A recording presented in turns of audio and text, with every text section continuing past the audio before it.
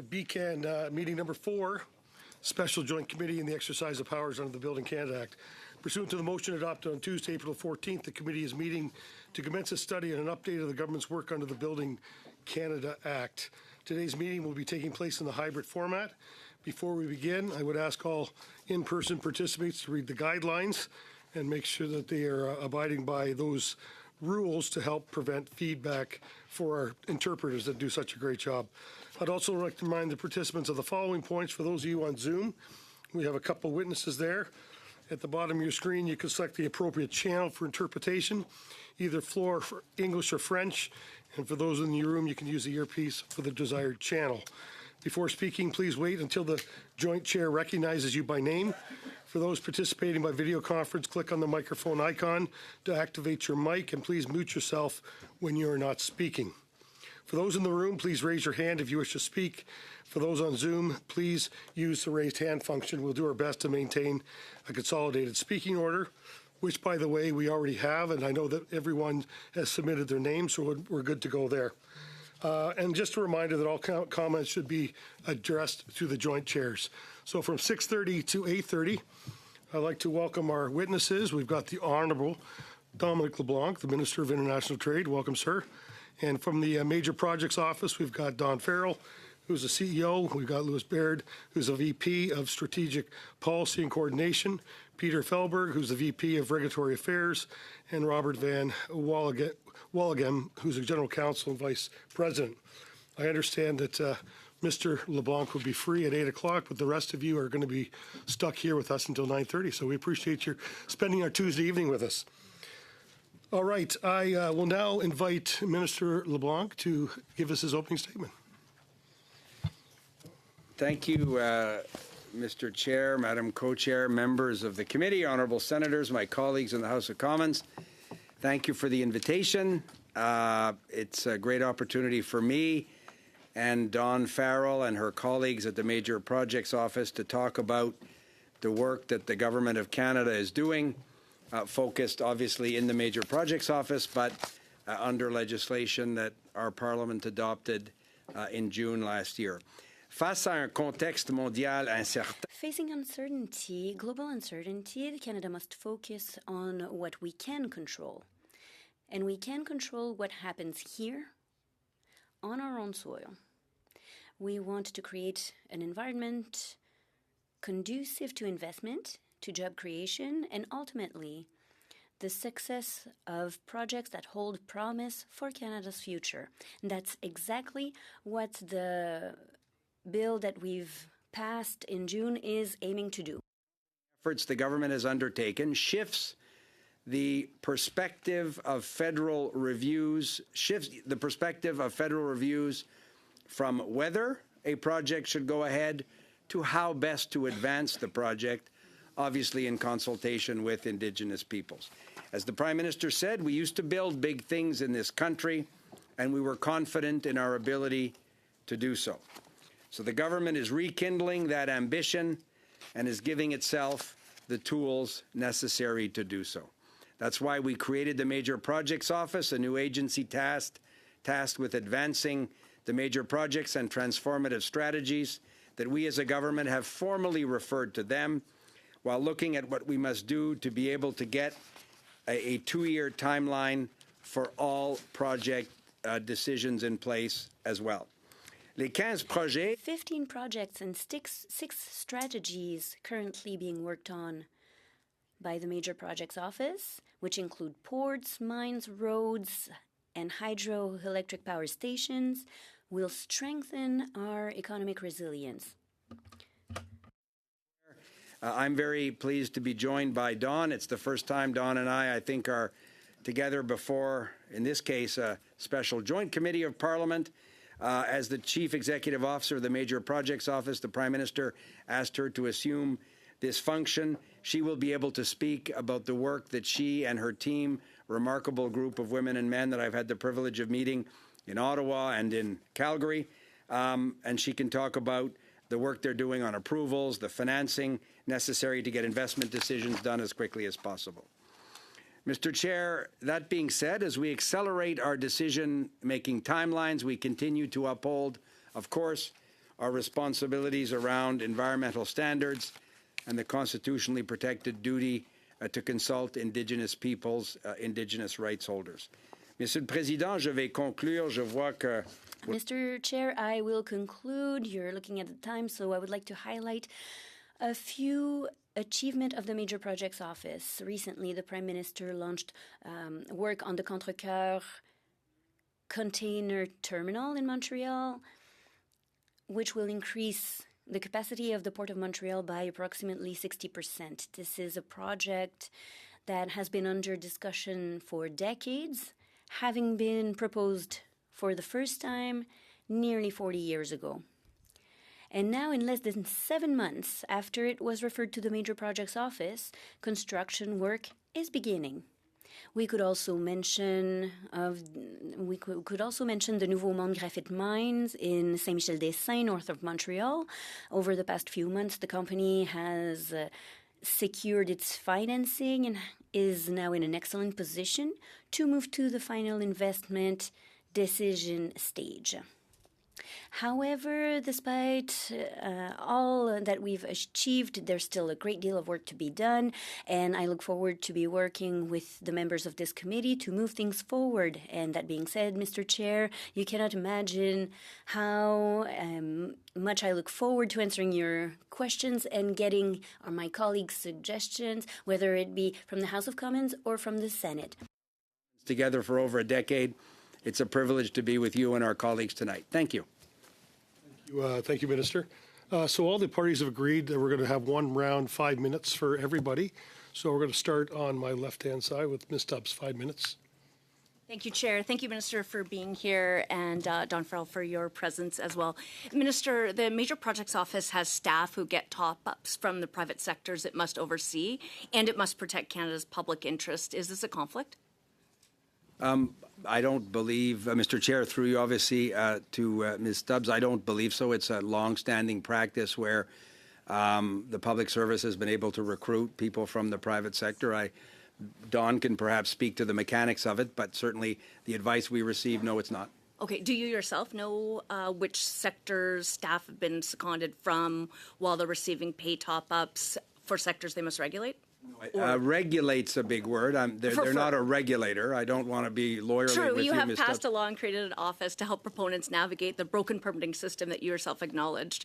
I said broken, but so no. I'm not trying to be.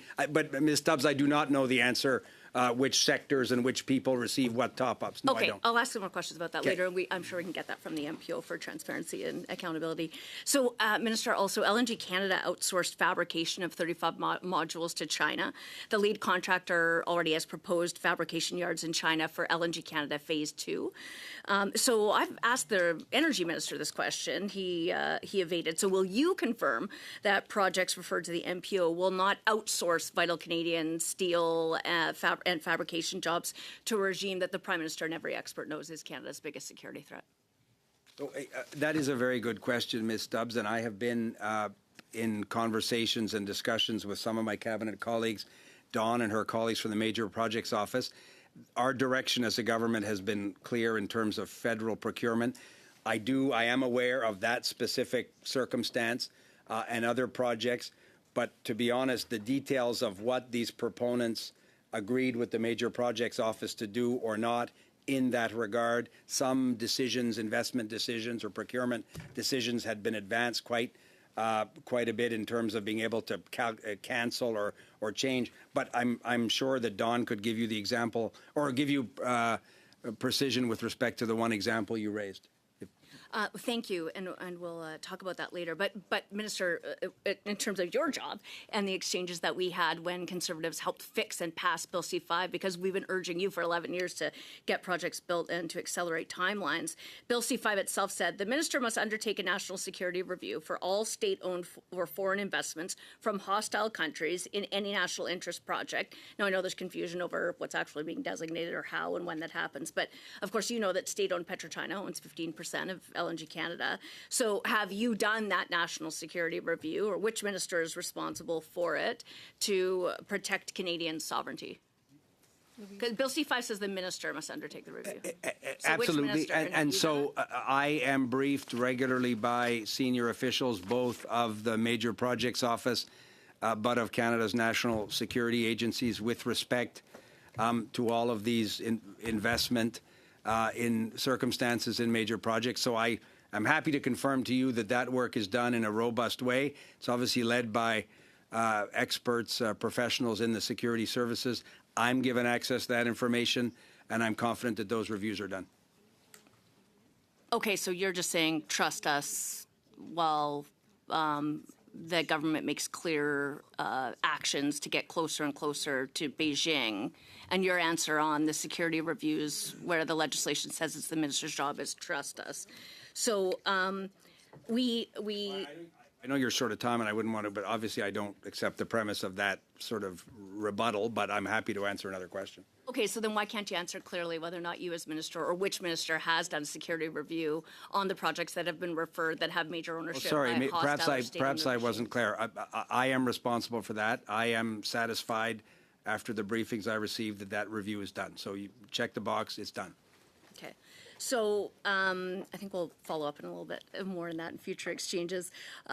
So back to what we were talking about what actually you did say when we worked collaboratively to help fix and then pass Bill C-5 for your objectives, which of course the entire legislation, the creation of the MPO, is an indictment on the last 11 years of the regulatory and fiscal framework in Canada, because by your own admission, the bill is called Building Canada. The law's been passed to help projects get built. And in fact, we were talking about what it was that you said earlier. So the bill was passed in June. In February, you said this: your government, quote, has, quote, an incoherent permitting system with deadlines that constantly shift. Thank you. Ms. Stubbs, sorry, that's all the time we have, or we have to pick you up for the next round. Okay, great. Mr. Beach, I know you're going to join our committee. You haven't officially joined us yet, but we're glad to have you here. You have 5 minutes. Thank you, Mr. Chair, and hello to everyone. I'll take this opportunity to introduce myself. I'll also let you know, Mr. Chair, that I'm going to be splitting my time with Mr. Dhaliwal since I am a late addition, which gives me time for maybe 1 or 2 questions. Minister, thank you for being here. Coincidentally, the Spring Economic Statement came out today, showed that Canada has the highest level of direct investment per capita in the G7. Pretty significant feat given the economic climate. My understanding is that's the highest it's ever been in just a little under 2 decades.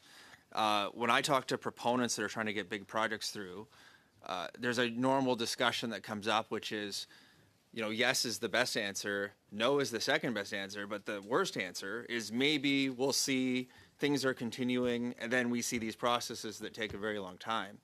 So could you talk about if the MPO is successful in getting these projects through, the effect that will have on attracting more investment into Canada and how that will affect jobs and economic growth?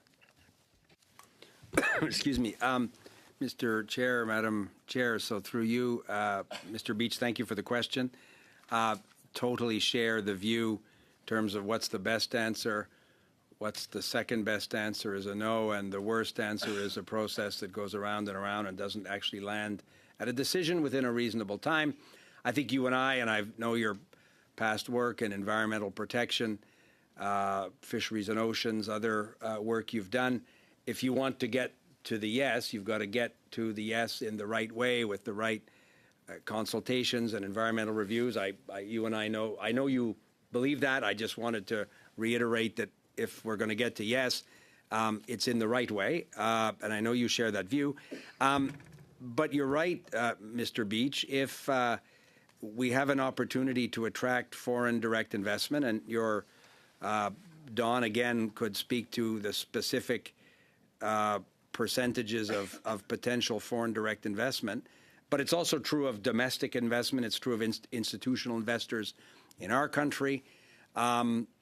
They want to know that there is a group of people accompanying them through a regulatory process that has to be rigorous and proper, but can be expedited. We can do things at the same time. We don't have to wait sequentially for different approvals. The other thing, Mr. Beach, that I think the Major Projects Office has been hugely helpful in is working with the Privy Council Office to get provinces to agree to one project, one review. I hope we can talk about that. For us, that's also very much part of bringing, to pick up on Ms. Stubbs' previous question, more coherence to this process, which will attract investment. And I don't want to go on because I'm dying to hear Sukh Dhaliwal's question. Mr. Dhaliwal, go ahead. 2 minutes, sir. Mr. Minister, in British Columbia, we got our fair share when it comes to major projects. Given your responsibility for one Canadian economy, how are you working with provinces and territories to reduce internal trade and regulatory barriers that could otherwise delay significant projects referred to MPO?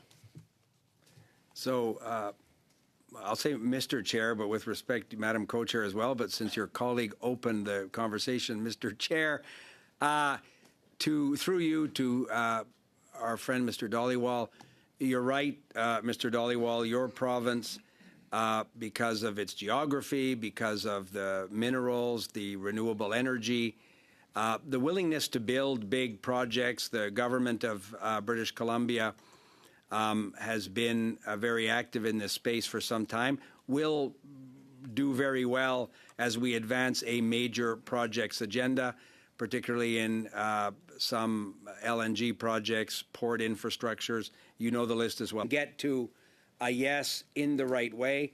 Province of British Columbia, with respect to Indigenous nations, has for some time also been a leader in having them be full participants in many of these projects. So I'm confident that with the government of British Columbia, but particularly proponents as well, who want to invest in your province, who see critical mineral projects, the potential to export energy resources to Asia, British Columbia will do very well as this work continues.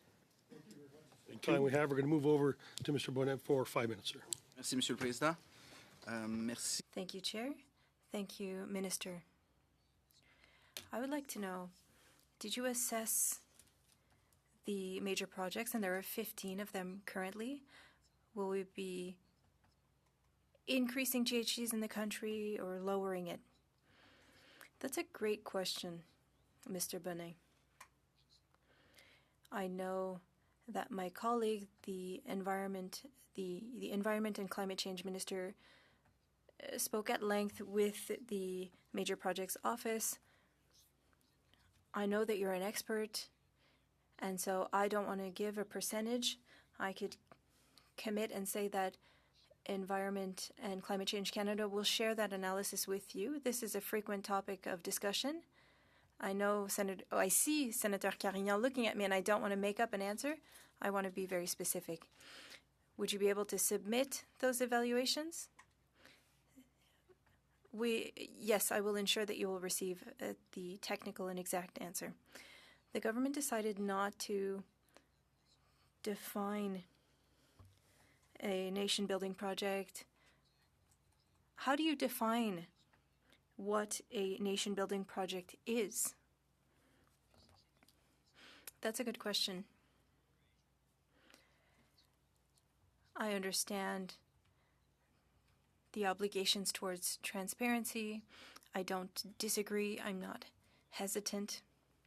For now, we have decided not to have a decree to define a nation-building project. We base ourselves on Section 5 of the Act. There are 5 criteria that are defined in Section 5 of the legislation. I could read them, but I don't want us to run out of time. I know that the Major Projects Office, following the government's decision to refer a project, will assess a project according to those 5 criteria. Do you look at those 5 factors? Yes.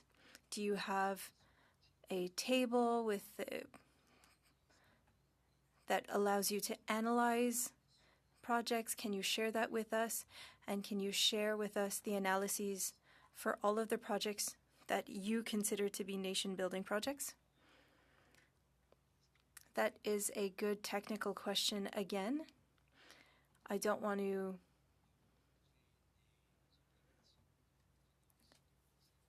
commit to any answer that might be potentially problematic for confidentiality. I agree with sharing what we can share with you. The government uses those 5 criteria that are in the Act. So we look at those 5 criteria before sending a project to the Major Projects Office. But regarding a table on some of those different elements that could be subject to litigation or that might speak to confidentiality, yes, I understand that, but I would like to see the table and the assessments for each individual project. And these are optional factors, but you're saying that you assess each one of those criteria in referring a major project. Assessing table. Yes, we include those 5 elements. Is it in a table? Is it a document? Is it a briefing? Yes or no? The Act includes these 5 elements that are optional. Do you assess those 5 elements in each decision? Yes. We consider, assess, table. We consider them. Yes. You're not assessing them? We consider them. My question is a yes or no. Do you assess them or no? I answered you. Every time a decision is made, we consider those 5 factors. But the 5 factors, the interpreter cannot interpret when 2 people are speaking at the same time. What happens with an assessment, for example, the high-speed rail with Alto? Would it be the Quebec Environment Office that would be looking into this project? I hope that we will have an agreement with the Quebec government. I am still optimistic. Thank you very much. We'll have to catch you next time around. Senator Cardigan, 5 minutes. Senator Carignan, your time. 5 minutes. Merci. Ben, je vais continuer sur la... Thank you. I'll continue on that line of questioning. Where are you at with the potential environmental assessment for the Alto project? As you know, we are trying to work with all of the provinces to have one project, one assessment. I have participated in meetings. We are trying to work with the Quebec government. I can't speak on their behalf. I know that we are having ongoing discussions with the Quebec government, and I'm not pessimistic. I think that we can get to that joint assessment, but we are ready to do our part for an assessment if the project makes it that far. When we ask questions to the Federal Environmental Agency at the Finance Committee, they said that they will be doing the assessment because it's a federal matter. That's because we have not concluded the agreement with the Quebec government. If we arrive at an agreement, it is possible that we could refer certain assessments. We'll examine the details, but we don't want to double these assessments. My writing is Mirabel, and people are concerned with the organizational chart. Some might think that you're both judge and jury, and I look at the organizational chart of the Major Projects Office. On the management team, there's you and there's Ms. Farrell. And I hear you, and I haven't seen you hesitate so much. I've asked you questions many times, and you are 2 people at the head of this project, at the head of this office, and people are concerned that there are only 2 of you making these decisions. What would you have to say to the people of Mirabel? I understand your question. That's not the case. Yes, on the organizational chart, you might see Ms. Farrell and I at the top, and the federal departments. There are 100 people who work with Ms. Farrell at the Major Projects Office. It's not just her and I in a Harvey's doing these assessments. We are very aware of the concerns. My colleague, the Minister for Transport, spoke about this many times. I support it. We think it's important for the Canadian economy. But I trust that this project will be well done. We're not changing our minds. We need to do this project right. We need to factor in all concerns, and I'm confident that we can do that. Thank you.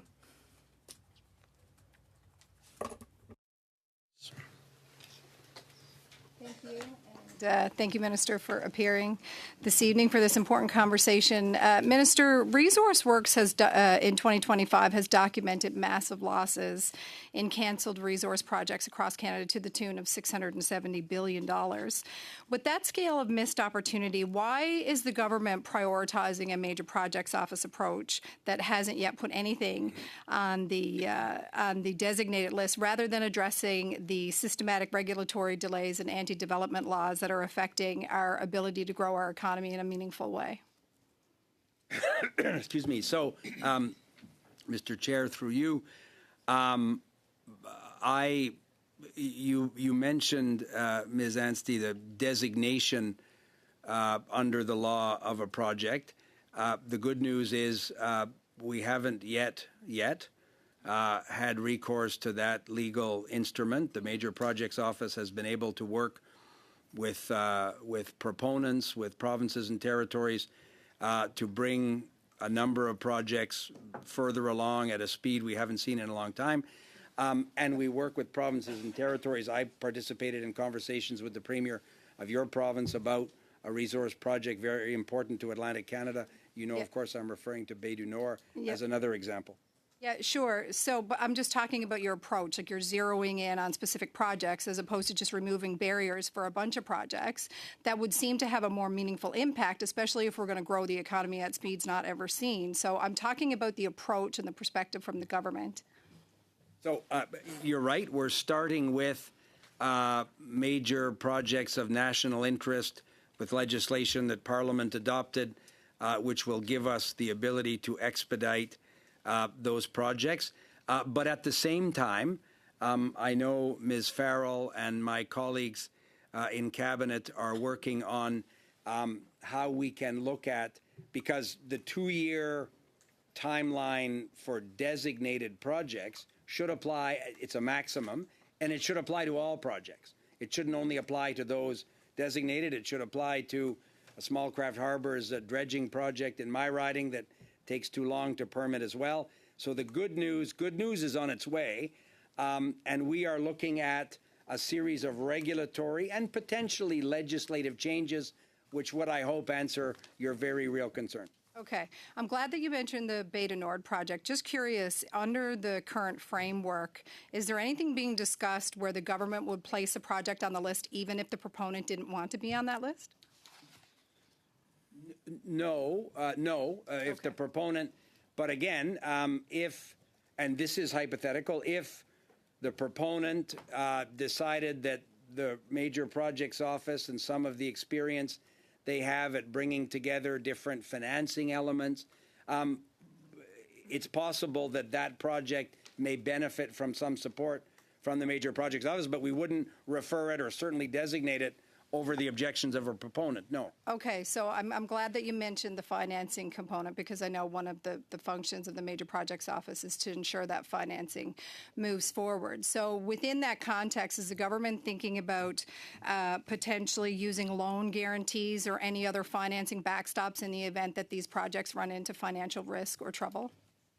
Well, these projects, you started talking about Bay du Nord, and then you ended up with these projects. So you can understand. I'm referencing the projects that the government has announced or is eyeing or interested in, or any of these projects that you're helping facilitate financing for. I'm sorry, I probably should have been a little bit more specific. I just wanted to be careful, because the Major Projects Office is not a federal infrastructure program. They don't have grants and contributions money. It's a coordinating function. Ms. Farrell and her colleagues have a lot of experience in putting together mixes of different financial instruments that can get these projects done. So that's the work that they're doing very well.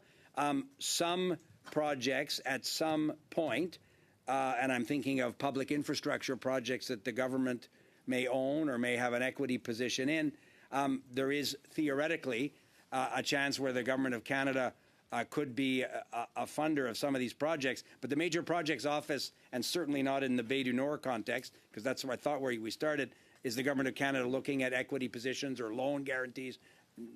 Not at all in those contexts. Mr. Blois, you got your 5 minutes, sir. Yeah, thank you, Mr. Chair. Thank you, Minister, for your leadership and your work. Thank you, Ms. Farrell and Ms. Baird at the MPO. Minister, obviously, in addition to this responsibility that you have in terms of working and having oversight of the MPO, you're also the Minister of Intergovernmental Affairs. And it was mentioned about the one window, one review in terms of being able to work with provinces. I believe there are about 7 provinces that have come on with this concept and are working through.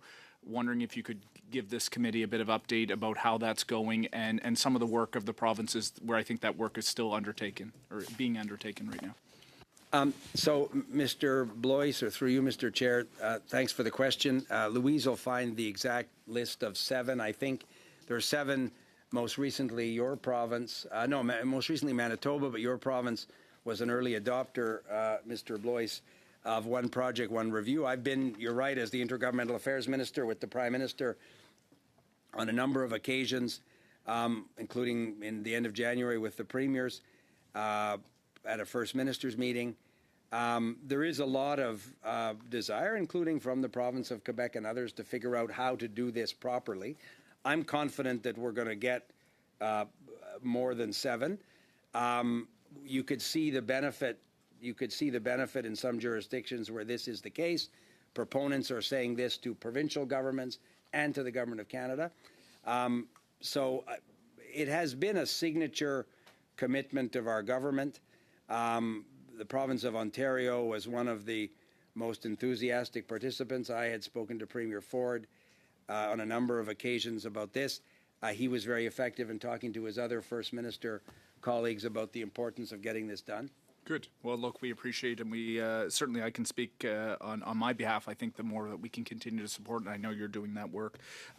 You alluded to with Ms. Anstey, but I was at the Calgary Chamber of Commerce a couple weeks ago, and folks are very enthused about the work of Ms. Farrell, of the MPO, and the way the government is talking about major projects in the country.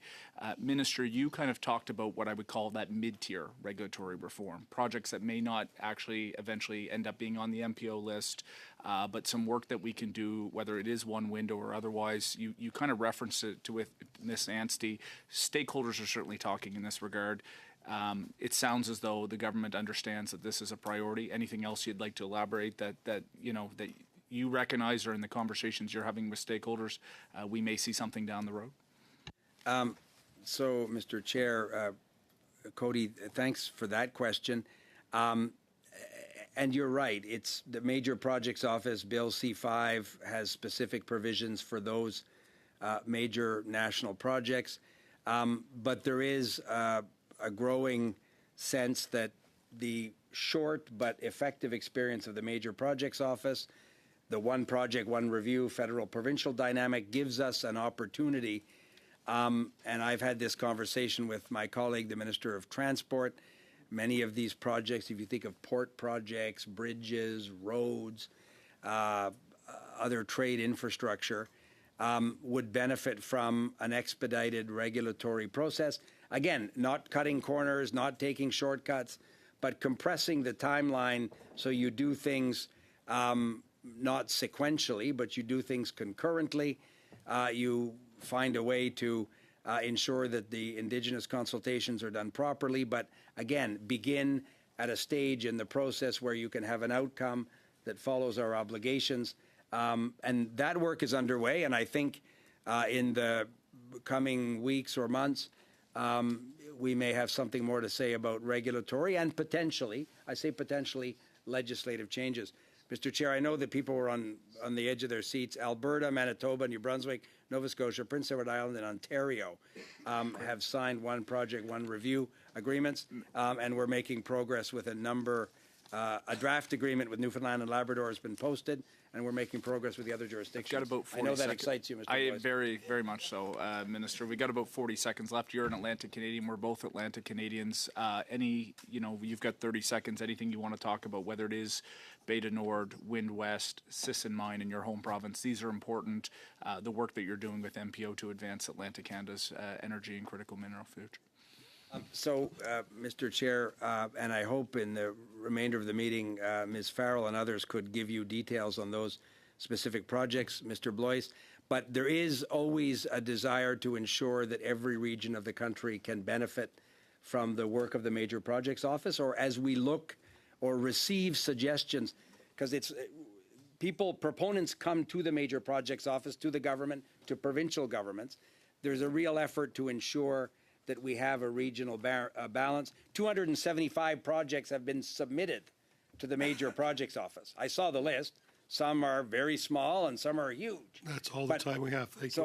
I'm sure people would like me to talk about that after. We'll have to pick it up the next round. That's excellent. perfect. Senator Riviere, your 5 minutes. Merci, Monsieur le Président, Monsieur le Ministre. Thank you, Chair. Minister, first of all, I have to say that we have to welcome the measures that were announced today in the economic statement. We're helping a lot of workers on 5 years where we talk about investments funds. But we have to say that we need workers to build these projects, so it's a good thing that we have this announcement in the economic statement of today. I'd like us to talk about investments and funding for major projects. I know that we have the Growth Fund of Canada, different other funds, and in today's statement we learned that we would create a sovereign fund for a strong Canada. And you mentioned that you had a role of coordination within the major projects. So could you tell me if this fund for Strong Canada is also going to be part of the toolbox, to use your words, as a coordination tool in the Major Projects Office? Mr. Chair, thank you, Senator, for the question. At the end of your question, you talked about the toolbox. And I was also very happy with the economic statement. I'm from a small region of Atlantic Canada. There's a lot of very qualified workers working in Western Canada and on other projects. And while we're moving forward, I agree with you, we need to work with our provincial and territorial partners to make sure that we have skilled workers. And so I share your enthusiasm for sure.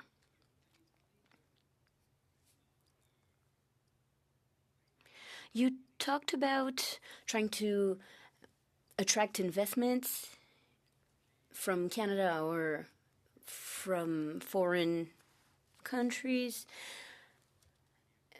The Prime Minister signed agreements with for defense investments and other, so that they would come and invest in Canada.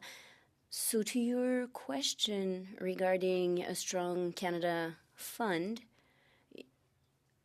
it really came out yesterday as a good news, so it's still in its beginnings. So without having the details on how ultimately the fund will be defined,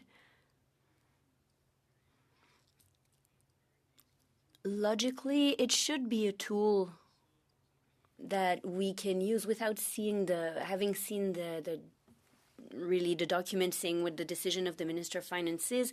I would expect it to be a clear example of another tool that we can use in this important work to make sure that Canadians can profit from these major projects and that Canadians can willingly take part in these projects. So over the next couple of weeks and months, the structure and the definitions of this fund will certainly make sure that in the end it's going to be a tool for us. That was my question. Thank you, Chair. I will cede my time to my colleagues. Over here to Mr. Gunn, 5 minutes. Thank you, Chair. Minister, as of today, it's been 1 year since the last election. It's been 10 months since the passing of Bill C-5, the Building Canada Act. How many projects to date have been designated by the Major Projects Office as in the national interest? So the short, I know the answer you're looking for is, as of tonight, we have not designated under the law a project yet. Are you satisfied with that? Yes, because there has been a lot of good work done, a lot of projects have advanced, and we're obviously prepared to use that authority at the appropriate time. So yes, I'm satisfied. Okay, my understanding was that was the primary purpose, or one of the primary purposes of Bill C-5 was to get these projects designated as in the national interest, but yet it's been almost a year since the passing of the law. We're sitting at 0. If you're satisfied with that, will you be satisfied in 6 more months if that number is still 0, or 6 more months after that? And when are you expecting the first project to be designated by the Major Project Office as in the national interest, if ever? Well, so you've asked 4 or 5 loaded questions there at the end, and that's fine. If ever, I don't share your pessimism. Not to get technical with you, it's not the Major Projects Office that does the designation. It's the Governor and Council.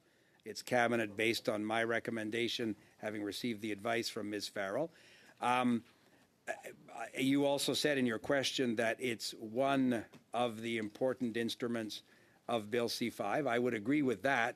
It's not the only one, and the good news is the other ones are working very effectively, and so will that when the government has recourse to it as well. Okay, so but you're satisfied at 0 right now, so it's conceivable that in a couple years, if the answer was still 0, you'd still be satisfied. That is not a metrics by which you are gauging the success of this committee, or of that office. Sorry. Well, the hypothetical scenario of 2 years, again, I'm not going to respond. Like, I'm not very satisfied. I mean, No, I'm satisfied with the work. I'm satisfied with the 15 projects that have been referred to the Major Projects Office. I'm satisfied with the 6 transformative strategies. I'm lucky enough to participate every week in a meeting with Ms. Farrell and a couple of my cabinet colleagues and very senior officials in the Government of Canada, and we're updated on the work they're doing. Do you feel that the government... I remain very satisfied. Do you feel that the government is currently building at speeds not seen before in Canada? Absolutely. You think is John A. Macdonald and Wilfrid Laurier looking down on us, saying these guys know how to build things now? This government. I don't purport to imagine what. Well, John you said A. Macdonald or Wilfrid Laurier are thinking, but. Speeds never seen before. I believe that was the words of your government. And Mr. Gunn, in my opening comments, I used the example of the Contrecoeur port in Montreal that was first contemplated and talked about publicly 40 years ago, and construction has begun this spring in 7 months from the referral to the Major Projects Office. So that would be one significant example of those speeds that we haven't seen before. You talk a lot about the MPO office supporting and encouraging projects deemed to be in the national interest, which of course begs the obvious question, what does the government believe is in Canada's national interest? Do you believe expanding oil and gas production in Canada is in our national interest? I certainly believe that getting Canadian oil and gas resources, renewable energy resources, and other resources to global markets is absolutely production. But if we're going to increase our exports, I'm not an engineer in this space, but if we're looking at infrastructure to increase oil and gas exports, I would assume that comes with an increase in production. So you would agree that it is in Canada's national interest to increase our oil and gas production? It's in Canada's national interest. And I get the clip you're trying to get. I get where you're zeroing in. That's all fine. The answer you're going to get is it's in Canada's national interest to diversify our trading relationships and to get – the world wants a great deal of what Canada has, including those oil and gas resources. So we want to work with provinces and territories, Indigenous groups, to get these projects built properly. Do you believe that it is in the national interest of Canada to make it easier for state-owned companies from other countries to invest in critical resource projects? Is it in state-owned? Canada's not looking for state-owned companies from... Are there state-owned companies that have a stake in projects that have been referred to the Major Projects Office? Again, a very good question, technical question. Don perhaps could give an answer, Mr. Chair? Yeah, just a very quick response. We're at time. And if you look at LNG Canada too, there would be some state-owned companies there. Which states? Just if we, Like which countries? Well, I'll get back to you with that. Okay, that's all the time we have. We're going to move back across the side here to Mr. Hogan. 5 minutes, sir. Okay, well, thank you, Chair, and through you, welcome to all of our witnesses. Welcome, Minister. Welcome, Ms. Farrell. Welcome, Ms. Baird, and all who are joining us online as well. I am always happy on any committee I'm on when Calgarians are present. I just think it enriches the entire experience, personally. So, Minister LeBlanc, Do your colleagues on the committee share that view with your presence? You know what? here? I heard Cody talk about Calgary earlier, so I think so. I think that's a common view. Mr. LeBlanc, you talked in your opening statements about focusing on what we can control, what's happening on our own soil, wanting to create an environment conducive to investment, job creation, projects that hold promise for Canada's future. And I think that's fantastic. Building big things, getting it done in a pragmatic way while being stewards of land, air, water, resources, being community-minded. I think that's also very much in Alberta's DNA, Calgary's DNA. And many of the questions I wanted to ask about timelines, I think, have been addressed by others. So I want to jump into some things that I think would be helpful as we write our report to Parliament here. And you'd mentioned that there were 275 submissions, some very small and some are huge. And I'm wondering if you can expand on the nature of those projects and what it tells us about the opportunity that is in front of Canada and where we might be able to lean in as a country. So, Mr. Chair, through you, Mr. Hogan, thank you for the question. I share your views about the entrepreneurial spirit of the people of the great city of Calgary. I've seen it myself on many occasions, and Ms. Farrell, with whom I've had the privilege of working these last number of months, is a great example of that. So thank you for saying that. I'll leave it up to colleagues on the committee to decide if you put yourselves in that bucket. I wouldn't propose to do that.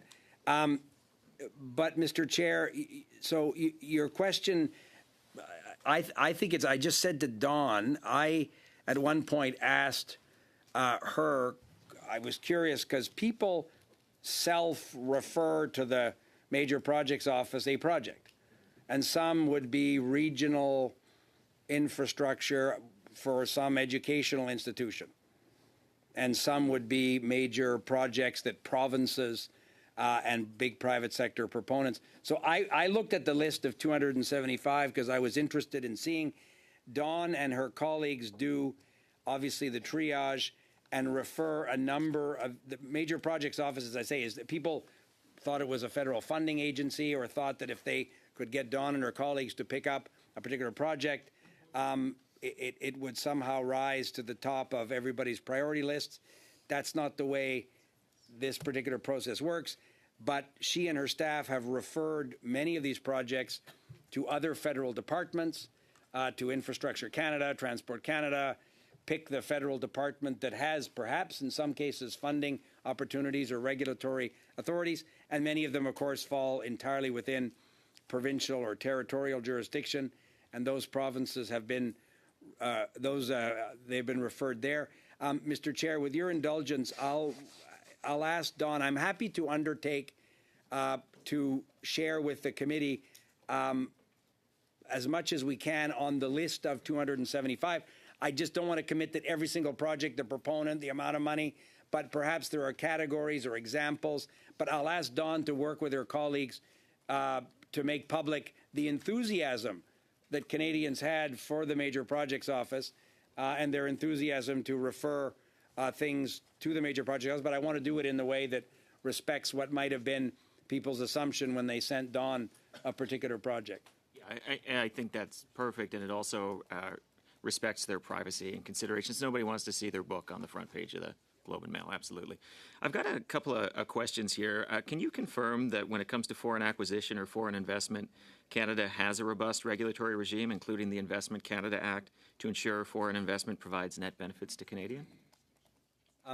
So, Mr. Chair, through you, Mr. Hogan, absolutely. My colleague, the Minister of Industry, does that analysis in response to a question of a colleague across the table from you. Obviously, there's a national security review that's done as well. But the net benefit to Canadian Canadians under the Investment Canada Act remains part of this work. The whole principle of having this legislation, having the Major Projects Office, is precisely to maximize the net benefits to Canadians. So that is at the very core of everything that Dawn and her colleagues do. Thank you. And I got one more quick one for you here. Very quick. We Ms. have 10 Anstie and seconds. Mr. Gunn seem to be at cross purposes. Ms. Anstie wanted to see no projects on the major project list, thought it would be irrelevant. Mr. Gunn wants to see more on the major project list. But I do think we need to reconcile this. Would you agree ultimate success of the work of the MPO is because of the improvements they bring forward that the powers of C5 become irrelevant and that Canada as a whole is building faster?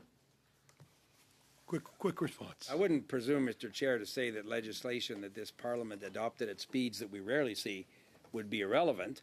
But to the designation function, to your point, Mr. Hogan, if we, across the Government of Canada, with the help of the Major Projects Office, examples from provinces and territories, are able to massively reduce the timelines to get the right outcomes, then perhaps, I know it would be difficult for Mr. Gunn, but perhaps we won't be designating as many projects as he might have hoped. Thank you, Minister. We're going to move over to Senator Quinn, please. 5 minutes. Thank you, Chair, and merci pour être ici ce soir. Thank you for being here tonight. My first question is a question that I've asked in question period at the Senate.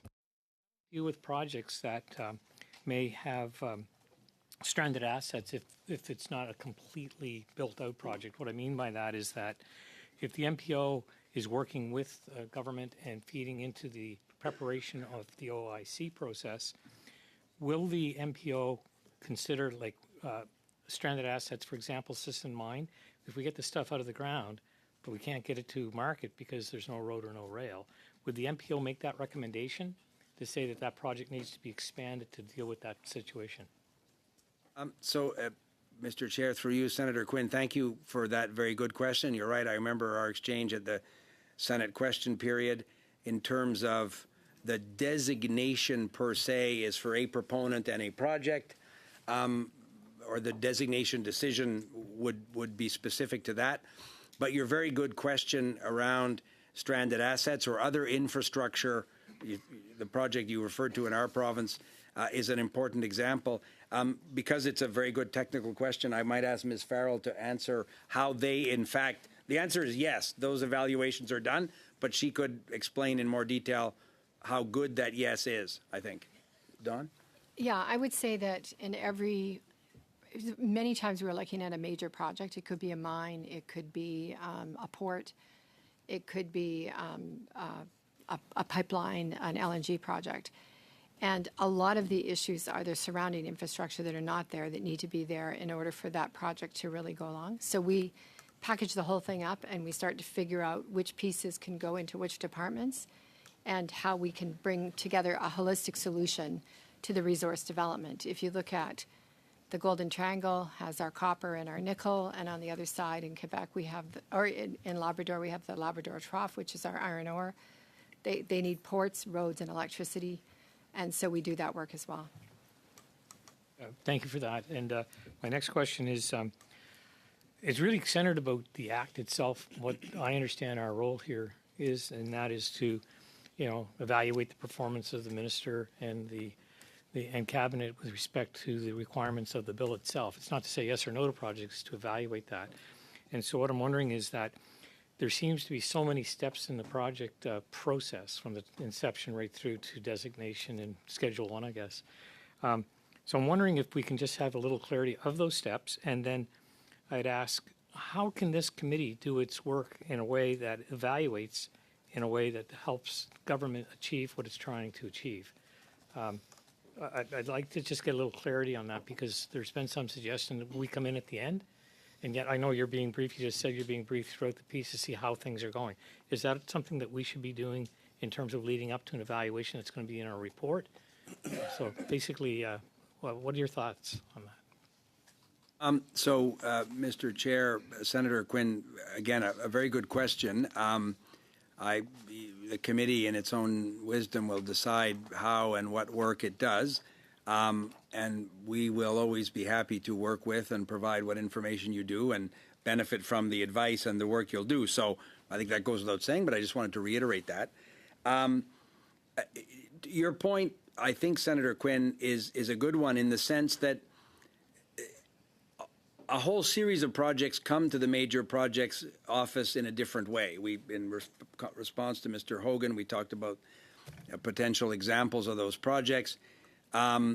Obviously, if we have provincial partners who work with us, work with the Government of Canada and the Major Projects Office, you can imagine the rigor that would bring to a particular proponent or the particular work that we would want to do collaboratively with them. And some proponents and the kind of projects that they would bring forward are better equipped and at a different level of preparedness than others. That's a normal thing. The Major Projects Office has the skilled people to work with every one of those proponents to really shrink down what is remaining to get them to a final investment decision with the appropriate, obviously, environmental and Indigenous work done. I think if this committee wanted to, and again, I'm not a member of this committee, and you'll decide how you want to do your work, but your chair has I was just about to make a really incisive suggestion, but no, Mr. Chair, I'm out of time, sorry. I want to respect your time. Thank you very much, Senator Quinn, and we're going to move on to Mr. Hardy, 5 minutes. Merci, Monsieur le Président. Thank you, Chair. Thank you for being with us, Minister, Ms. Farrell. Yesterday, the Prime Minister announced a new sovereign fund. We know that this exists in other countries, in Singapore, for example, in Kuwait. But this is what is extracted. It's savings. It's not additional debt. And here, we're trying to call it the same thing while using a different formula. The National Wealth Fund in the UK was created in 2024. It's an identical structure funded by debt. Britain's Parliament refused to call it a sovereign fund. Why have you decided to use a terminology in Canada that does not reflect what you're doing? Well, you're teaching me something, Mr. Hardy. I was not aware of what was happening in the British Parliament, and so I won't comment on it. It's a great question. We called it the Build Canada Strong Fund. Nobody believes that it's a sovereign fund. You've never used that wording? In private and in public comments, I've heard it called that way, and I understand the distinction that you're trying to make.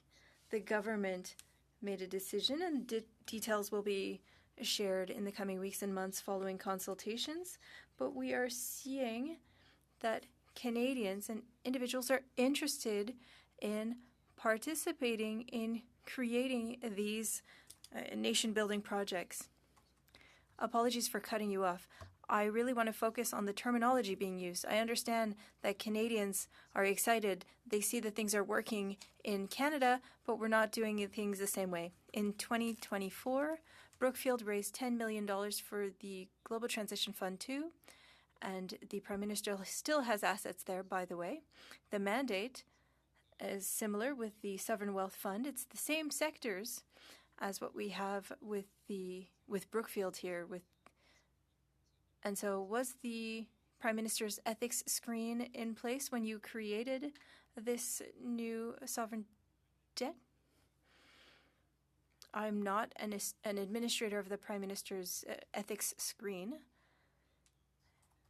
However, I was a part of discussions where the clerk of the Privy Council, who is one of the administrators of the screen, decided that certain decisions would be made by someone else because of the Prime Minister's ethics screen needing to be used. I did not participate in the Build Canada Strong Fund. Did you know that we'll be investing in critical minerals, and that's part of Brookfield as well, but you're unaware of that, so we can move on to the next question. You can't put words in my mouth in your reply. You just said you were not aware. Well, you asked me whether or not the screen, which is of PCO, was used for that decision. I don't know. Inaudible. And then you continued, you talked about the fund, that was the same goals as Brookfield. That's what you're alleging.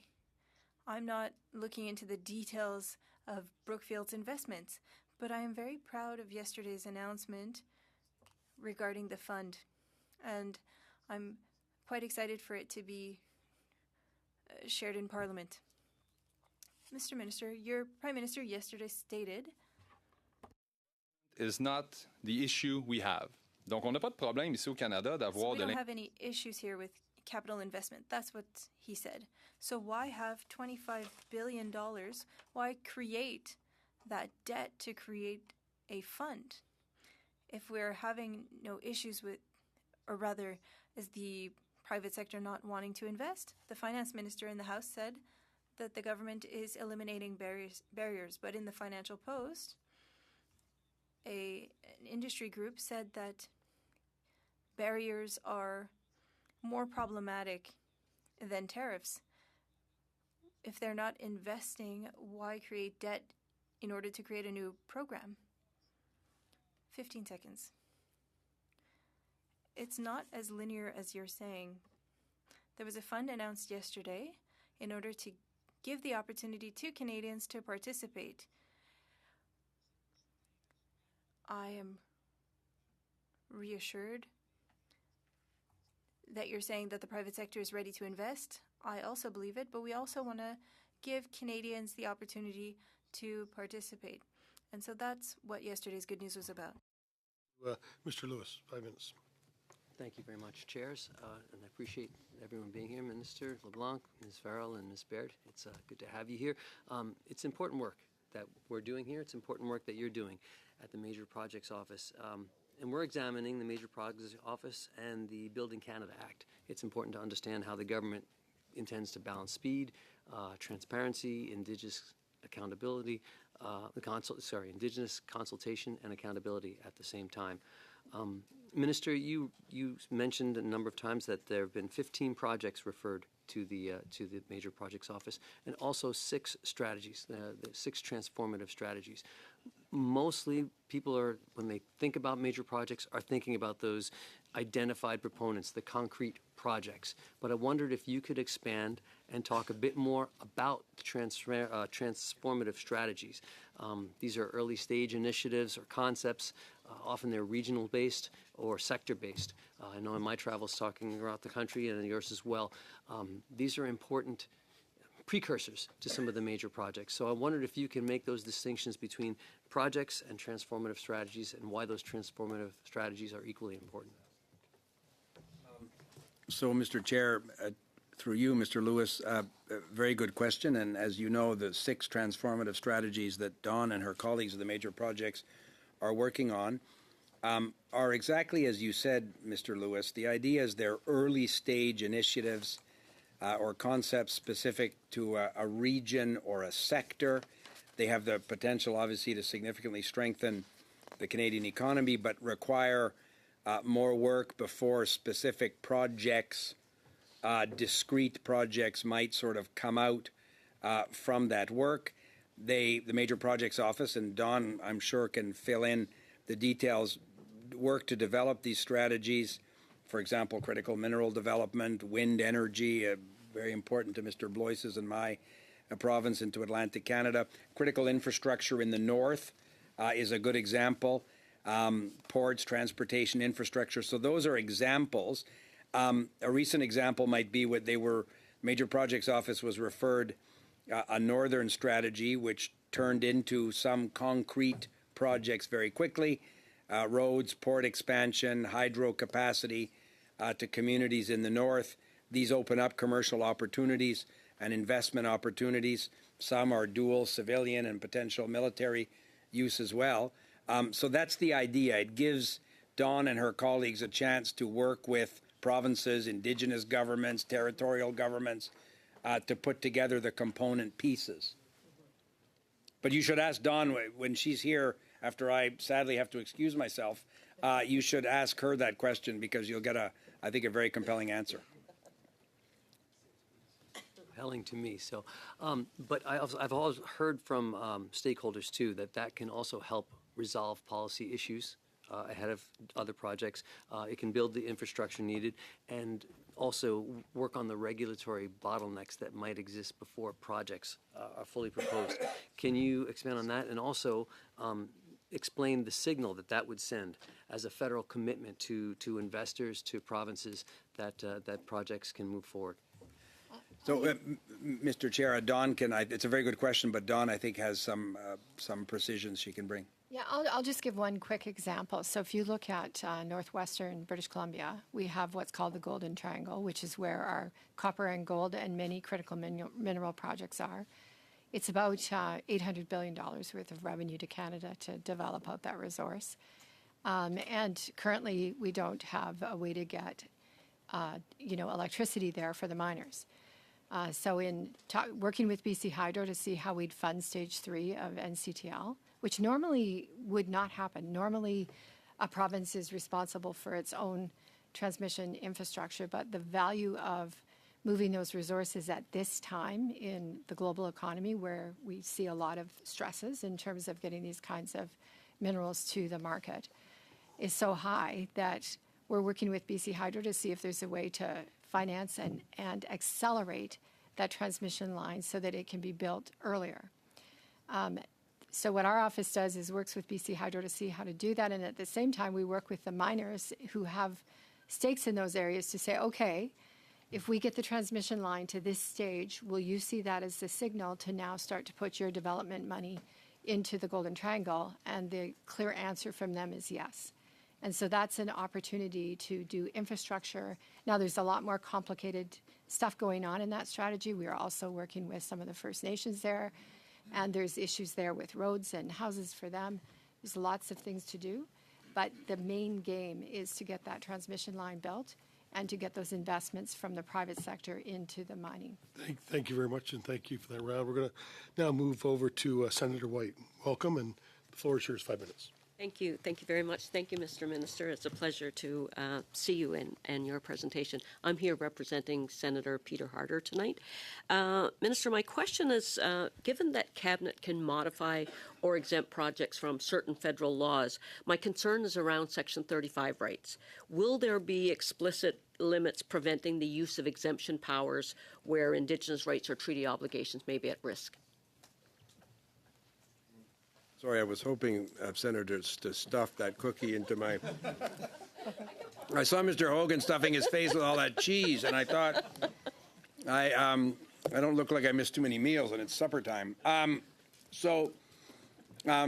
Your question is a very good one. Your question is a very good one.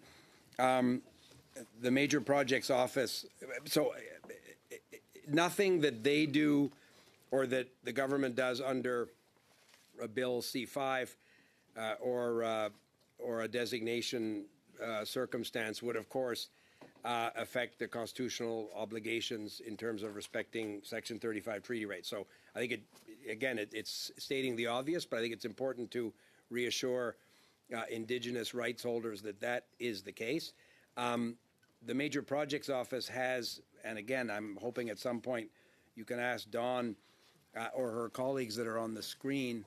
I can see Rob there. Yeah, there has been a great deal of work done in terms of the advisory group that works with the Major Projects Office, regional consultation sessions.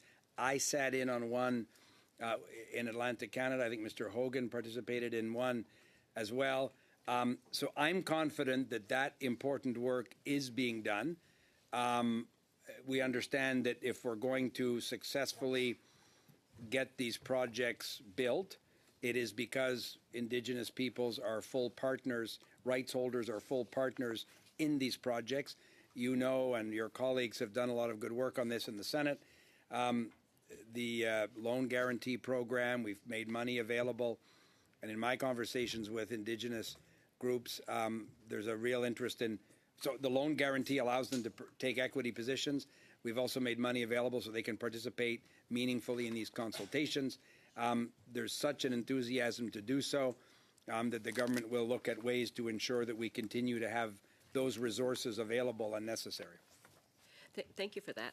I'm also wondering, is there a role for Indigenous governments in determining whether a project's designated as national interest? The law gives that authority to the governor and council. We would exercise that authority having fully discharged our obligations to work with Indigenous rights holders, and in the case of Indigenous governments, obviously Indigenous governments as well. So you'll understand that I won't answer the hypothetical question because I can't imagine a scenario where that would be necessary. We would work in partnership with those Indigenous governments. And we have to do a consultation first. Right? And Don is right. Before any designation decision were taken, there of course would be a consultation au préalable before that, and then of course the consultations that would flow during the period to determine the appropriate conditions which would form the approval permit. Thank you. Minutes, please. Thank you, Chair. Actually, just following up on what the Senator's line of questioning has, I don't think your answer has given any clarity at all. In fact, it's the federal Crown's duty to consult on Indigenous and consult Indigenous communities. You're using this word like in partnership with Indigenous people. Of course, private sector proponents and governments in Canada have a long history of doing that. But the primary job for Indigenous consultation falls on the federal ground. That is your duty. So I would say that you need to provide real clarity on exactly what the federal Crown itself, the decision makers, are doing sooner than later, because this was a part of the debate. But related to that, just Minister, I'm curious, has the Prime Minister ever said to you that the pipeline to the Pacific is critical for Canada's national interests, for affordability, for security, to get beyond the U.S. as the primary market for Canada's most valuable exports, and for Canadian national unity? So has the Prime Minister told you directly a pipeline to the Pacific is in Canada's national interest? Mr. Chair, the preface of Ms. Stubbs' question was so good, and I want to agree with her, the preface of the question in terms of the Crown obligation to consult Indigenous people and reassure Well, I certainly her. tried to clarify and change that in the legislation with amendments in C5, but the Liberals defeated it. So if you could just answer the question, has the Prime Minister told you that a pipeline to the Pacific is in Canada's national interest, directly, as he told you that? I speak to the Prime Minister about this and a bunch of other issues all the time, and I'm not going to talk about private conversations I've had with him, so you can't get a yes or no from me on that. Okay, well, it's not a private conversation since he's made the promise to all of Canada. You asked me if he'd said that to me, yes or no. I talked to him. Because you're the minister responsible for the national interest designation, but as has been established in this meeting, because I asked in amendments for your government to clearly define the national interest beyond the 5 principles that most Canadians would agree with, your government refused to do that. I asked again in the fall for your government to define the national interest clearly so that proponents and everybody involved in this process can actually know what will make your government's cut, but you're not providing any clarity on that. I would have thought you would have found a lot of clarity in that memorandum of understanding we signed with your province of Alberta. That would have been perhaps after your comments in the fall about further defining the national interest. But that, I think, showed... Okay, so you're not going to answer the question, so let's move on. As we've all discussed here, of course, in the back of Bill C5, there are 12 laws and there are 5 regulations that you, the Prime Minister, the Minister of Energy, have at various times said need to be fixed or need to be repealed in order for private sector proponents to be able to see clearly through, as you rightly characterized it, this incoherent system with shifting deadlines. So I would just suggest to you that 275 project proponents of all different jurisdictions, of all different sizes, applying to the office for the last year actually shows the utter chaos and uncertainty and lack of clarity around what projects and what proponents will actually make your cut because you haven't defined the national interest clearly. Yet there are 3 regulators. There's 71 projects in front of all of those 3 regulators right now. So here's the deal. Of the 15 projects that you've referred to the MPO, 2 were already being built, 2 already had their joint approvals, or several already had their joint approvals, and then we have this other last batch of 5 projects. But when is it, because you seem unclear in this meeting, exactly that your government will actually fix the laws and the regulations to provide clarity for proponents and regulatory clarity so that proponents can invest and actually get projects built? So, Mr. Chair, through you to Ms. Stubbs, again, the premise or the preface of the question I thought was so good. You'll allow me just to comment very briefly on that. The fact that 275 proponents came forward to the Major Projects Office, you characterize it in a way that with which I wouldn't agree. I characterize it as a great example of the enthusiasm Canadians have to build these projects. I think people are very enthusiastic, and what they're looking for is your government to deliver in action on your words and your promises. So it's a year after these 15 referrals, and I've got it now, the 2 that were already being built before you announced them, the 7 that were already approved by joint regulators before you announced them. You've admitted 0 designations of any projects in the national interest so far. 24 projects are in front of the Canadian Energy Regulator right now. 40 are in the impact assessment, including only 1 of your announced referrals, and 7 are at the nuclear regulator. So what on earth is taking so long to actually fix the laws and the regulations at the back of this bill? And how can it be that a year in, you can't define the national interest, 2-year timelines aren't actually in the law anywhere, and you're actually slipping and sliding on it in this meeting, and there is no clarity for proponents or investors about how on earth the project can actually make a cut with your government. That's why 275 projects of all scale, scope, size, jurisdiction, and kind have come to the office. But what has to happen is you got to fix the laws and the regulations so Canada can be a place where investors can invest and then know they're going to get the green light to build. So I'm sorry, we're over time here, so we're okay. Thank you, Ms. Stubbs. We're going to move on to Ms. Biden. 5 minutes. Merci beaucoup, Monsieur le Co-président. Thank you, Mr. Co-Chair. Thank you, Minister. I'd like to come back to the Alto project. First of all, I'd like to talk about what's been said before. I think it is important to state again that project designation depends on the Governor and Council. Of course, on the Council and recommendation of the MPO. And of course, projects must undergo environmental assessment as well as First Nations consultations. However, you don't wake up in the morning and designate project, Mr. Minister. I think it's important to clarify that. That being said, let me come back to the Alto project. I'd like to say that as a member for Montreal, I am a fierce defensor of this project. I think that high-speed rail linking, connecting about 20 million of Canadians, it is a transforming project that the country needs. Even if I don't look at surveys very often, I've seen that a large majority of Canadians agree to this project, especially in that's mostly 3 to 1, in a majority of 3 people to 1 that agree to this project. So a simple question, will we really be able to get with this project and see it through? What do you tell Canadians who wonder if we will be able to bring it to an end? Through you, Chair. It's 2 questions, 2 topics that you've talked about. You're right. I'd like to agree with you. Ultimately, the designation of a project, according to the law, goes through Indigenous consultations, environmental assessment. So you have very well described this process very well. And as I've said before, the good news is that Madame Farrell and her colleagues could help proponents to bring them forward fast enough that right now the decision of designated them doesn't need to be made.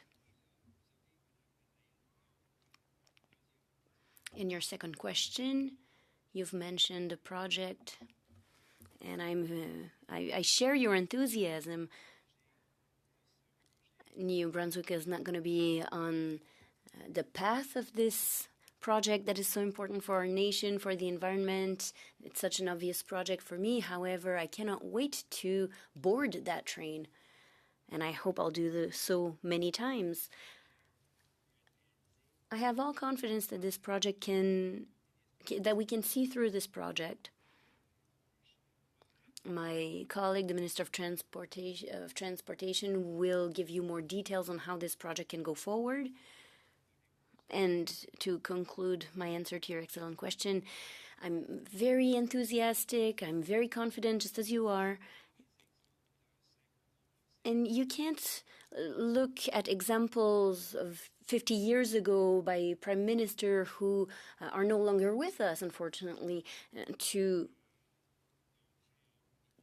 talk about a high-speed rail project linking essential centers in the country and the decisions that were made even before you were born, Madame Bendayen. So I understand politics. I was in the opposition as well. It's not a very hard work. We criticize people, we bug people, we're against every bad ideas, we're in favor of every good idea. So I understand that reality.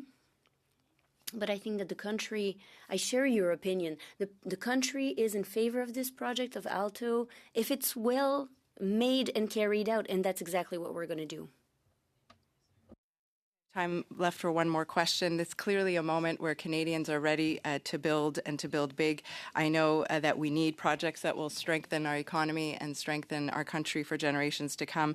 If I can, for a moment, I'd like to be the voice of many of the progressive constituents that I represent who are wondering how we can ensure that the nation-building projects that we are foreseeing and that we will move forward with and with urgency will fully respect our environmental and climate commitments. I'm sorry, I got to be fair to everybody. That's all the time. So we're going to, it was a good question. It was a great question. Thank you, Ms. Bendayen. We're going to finish off with Mr. Bonin. Thank you, Chair. Minister, it was going well, but I thought you weren't doing so well when you were describing the opposition's work. It seems easy and that your work is harder. So I would like some quick answers because my work is difficult. So you've talked about the analysis grid of projects. I don't want you to put words in my mouth. Mr. Chair, the grid was tabled for every of this project, the analysis for each project. The GHS analysis, it's what I understood and it's what I'm expecting. Mr. Minister, we were talking. My colleague mentioned an article in the Globe and Mail where the MPO would have asked private companies to top up employees' salaries. And we're talking about business leaders, bankers. I'm giving you the English words that might be easier for you. And you say it's common practice? That doesn't concern you at all? Mr. Chair, I understand Monsieur Bonin and the first part of his question, saying that I committed to analysis grids. I understand, but you can't say that I'm going to do something that it's not true. We'll let the chair decide. Well, I'm happy to tell you what I've committed to. What you're saying is incorrect. So, potential conflict of interest. Can you answer the question? You're using the words potential conflict of interest. You've talked to me about an exchange project between people from the private sector, but you say it's common practice for the private sector to top up the wages of government employees. Madame Farrell will answer for you. This is not a new practice. Madame practice, where else is that being done? You say it's a common practice, so where else in the government is that being done? So you can't answer? We'll talk to Madame Farrell later. You said it's a common practice. I'm trying to, she can answer. Would you like the answer? My question is to you. I will talk to Madame Farrell later. So where else in the government is that being done? I'd be happy for you to get these answers through Ms. Farrell. But we'll talk to Ms. Farrell later. You're here right now, but I'm telling you to ask the question to Ms. Farrell. Unbelievable. Can you give us a list of those people and their level of wage and who funds it? I'm not an expert in these rules. Are you responsible for anything, Mr. Minister? Are you responsible for the MPO? Answer, absolutely. So do we have this list of people who have their wages topped up by banks and other companies while they're working for the MPO? I'm asking you for this list. I will answer if the Act allows me to give you those examples. I will do it. However, you've asked for their wage, and I don't want you to put words in my mouth. I didn't commit to give you these data. I committed to give you as far as I can these data, that data. For designated project, for a GNL project, for example, what guarantee do we have that this project is not gonna go through if there's no social acceptance? That's a very good question. The Prime Minister and I have said several times that it would be very hard for us to impose a major project to a community that doesn't want it. So it is possible. You're not giving us a guarantee here that you would not impose a project, for example, liquefied natural gas in Quebec. I don't share your pessimism. So for you, it is an option for you. So it is an option. That's what I understand. You could impose a pipeline in Quebec. You're inventing stuff. It's unbelievable. You're making up stuff, but you're not answering, Mr. Minister. Just give me a clear answer. I'm giving you an answer that you don't like, and then you're putting words in my mouth. But will you commit not to force a pipeline down the throat of Quebecers? Inaudible. That is all the Minister, I want to thank you for taking the time to be here. We're going to suspend in a second. Just for some that don't know that was maybe going on, both of the chairs had designated our time to other people, but normally the chairs would have a chance to speak. We did that this time just for the sake of harmony and trying to move this thing forward and have some great continuity in speaking time. So, Minister, thanks once again. We're going to suspend for 5 minutes, and then we'll be back. Can I say on record thank you to the chairs for that? Sure, why not? That's great. All right. Thank you. Thank you, Dominic. Okay, thanks.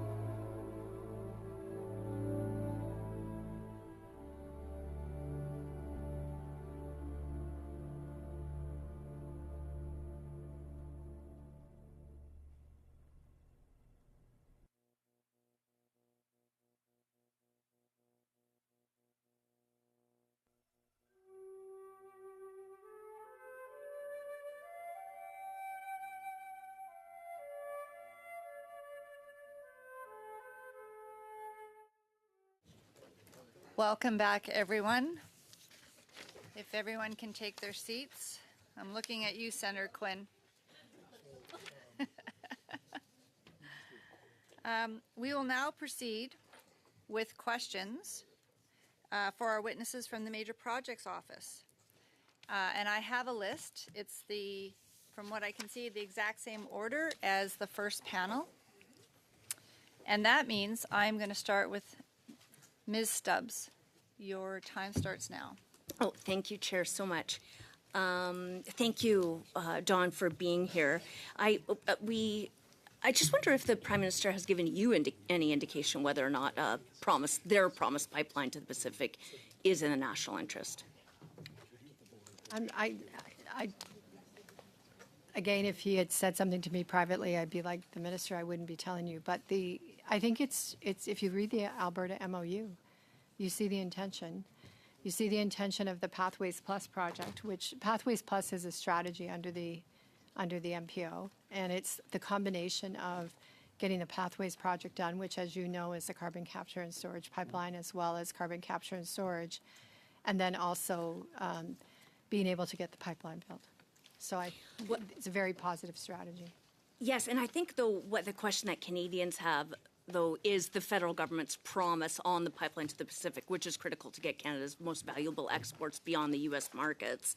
So I think Canadians are looking to see what actions the government has actually matched with those words. It seems indecipherable so far. Now, as you'll know from my interventions in the legislation and so far, it is absolutely the federal Crown's duty to consult with Indigenous people. I was glad to see the MPO has an Indigenous Advisory Board as well as a whole arm responsible for that. But so are you able, and I understand the parameters you've outlined, are you able to give any sense of whether any arm at the federal government has started any kind of consultation with Indigenous communities on potential routes for the pipeline to the Pacific? There have been ones proposed before. That is their job. It's not the MPO's job. So just I have Rob Van Williken on the line with me, who heads up our Indigenous group, and he is our general counsel. Effectively, for us to take any sort of action, we need a proponent. And the proponent has to come forward. And there has so far not been a proponent yet of the pipeline. Yes. But once there is a proponent of the pipeline, and if we are asked by the Prime Minister if that project is referred to us and it's asked to be considered for designation, then Rob and his group are set up to be able to start those consultations to determine if a pipeline is in the national interest based on the 5 criteria. And that becomes a very fundamental step to get to that part in the Act where if that, along with all the other work that we at the MPO will do, determines that there is a decision to be made for designation, then the minister can take that forward and a project can be designated. If it is designated, it goes in the Act. Right, and it's exactly as you've outlined, which is why we Conservatives keep urging these Liberals to actually fix the laws and the regulations that all the pipeline proponents say must actually be fixed in order for them to take on the risk to try to propose a pipeline and to get it built. Could you just clarify for the Committee and for Canadians how many people currently work at the Major Projects Office beyond the 100 that's listed on the government employee website? Beyond? Yes. Just those people work at the Major. Yeah. Okay. And then do you know, or could you tell us which banks our Major Projects Office staff seconded from, if there are any? Yeah, I mean, I can give you some information about the staffing and the different type of staffing. Just which banks? We can't give that information. That's not information that we're able to disclose on specific companies where people are coming from. Oh, so in the employment agreements for the seconded staff where private sector proponents may top up salaries or staff have been seconded from banks, it's in their employment agreements with the office that none of that can be public for Canadians? That's correct. We are not able to. Yeah. Which specific sectors are MPO staff seconded from? They're seconded, and well, it's not just secondments. There are other types of mechanisms that have been used, but they're from a variety of sectors, and they bring that level of expertise and their experience in those different sectors. So if you follow up with the list of sectors that I asked for, that would be great. And do any of them work from home? You know, like, for example... Yes, sure. But also, do any of them work from home? We work from everywhere, because Okay. we're across the country, and we have offices in various cities, and we work in those offices, and we often are working from the road and from airports, just like you. Okay, yes, got it. I think the federal government just have to answer to the federal public servants about that, but thank you for clarifying that. So, all right, we know. Can you outline or give to the committee after the safeguards that exist to prevent conflicts of interest for seconded MPO staff? There are many safeguards for that. Okay, yes, thank you. All right, thank you, Ms. Stubbs. Oh, For thanks, your time. Yep. Next, we move to Mr. Blois for 5 minutes. Thank you, Madam Chair. Thank you, Ms. Farrell, to you and your team. And I want to say thank you for stepping up to serve in the public interest. You have a sterling record in the private sector. No, don't let this committee deter you from your work, because I can tell you in the conversations I've had across the country, people appreciate the work that you are heading up, and it is important work, and I want to say thank you on Parliament's behalf. The transformative strategies, Wind West, I'm a Nova Scotia member of Parliament. Obviously, the concept has merit, but there's a lot of work that has to go on, and I believe one of course, your work is now to coordinate a lot of different activities. When I look at this, obviously you have Nova Scotia Power, parented by Emera. You have New Brunswick Power. We have to obviously think about an offtake for an industrial proponent. New England proponents. There's a connection to Hydro-Quebec and whether or not the deal goes through on Newfoundland and the MOU that would be of significant impact in the national interest. I'm just curious about, broadly, to the extent you can share with this committee, how that work's going, how the interface happens, because there's lots of different proponents. It's not necessarily one private sector proponent. It's a provincial government and lots of other entities. And can we be of assistance as a Nova Scotia member of Parliament? We have 11 in the province. Is there something we can do to help you in that work? So, Madam Chair, to Mr. Cody or to Mr. Boyce, this particular strategy is work that we do. I work together with Minister Hodgson and NRCan, who has a team of people. We have people, and then of course the provinces. There's a lot of, as you know, power people that work on this strategy. And the trick with the strategies is to formulate enough of a strategy that a project actually falls out. And right now, this strategy, as you know, it started out with the notion of offshore wind in Nova Scotia. Offshore wind in Nova Scotia is quite expensive and needs a market. It either needs to go to Quebec or it needs to go to a market in the U.S. And as well, there's a lot of different issues with power in the Maritimes in terms of making sure that the people there have low cost and effective power. So as we work that strategy with all of the various teams that are working on it, we at the MPO provide lots of advice because a lot of us, myself included, have a lot of power sector experience. But at the end of the day, what we're really waiting for is that strategy to throw out a proponent and a project. So when there's a proponent out of Nova Scotia that's ready, then we will take the project and assess it. And just quickly, Ms. Farrell, obviously we have a joint offshore energy board that would regulate the generation that would happen off of Nova Scotia. I presume they're part of that multitude of stakeholders that you're dealing with. Okay. That's right. Can you speak to your interaction with the government writ large? The minister, of course, talked about the fact that he has a meeting with you quite regularly, along with senior ministers, and I know that's important. I presume part of your other work is to also take some of the feedback from major proponents and be engaging across the government. Is there other meetings that you're having? Are you the proverbial flashlight in terms of trying to help respectfully push and move along the civil servants in a variety of different capacities? Yeah, I mean, the reason that I got Tag You're It to do this project was because I got the Tag You're It to finish Trans Mountain. And so I have a lot of experience in terms of what makes a project effective and how do you get it to move along. And fundamentally, in the country, in Canada, because of the nature of Canada, because of our Bill C-35 obligations, because of our relationship with Indigenous peoples, because of our care for the environment, and because of who we are in terms of our values, to build projects well in this country and have durable permitting and durable projects that have long-term cash flows, you have to find a better way to do it. And so in the Major Projects Office, instead of what we did the work on was we found out that everything happens sequentially. Yeah. First of all, you do an impact assessment, then you do many, many engagements with First Nations, you do many different permits. So what we've been doing is working across the bureaucracy. And running concurrently. Okay, Yeah. I just have about 35 seconds left. You mentioned there's 275 proponents who have written to the office, or that's what the minister testified before this group. Obviously, not all of them are going to make the cut, so to speak.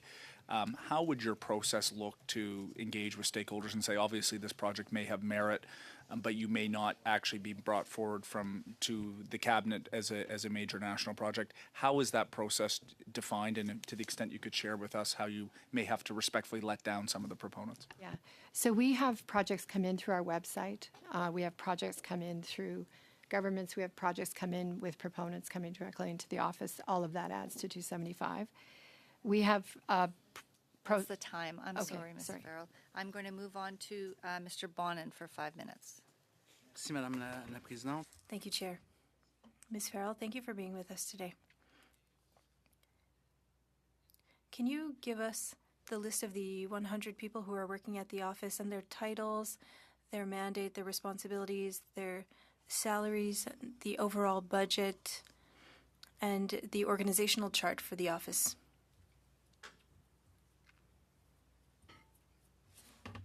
Yes. We can give almost all of that information that you requested.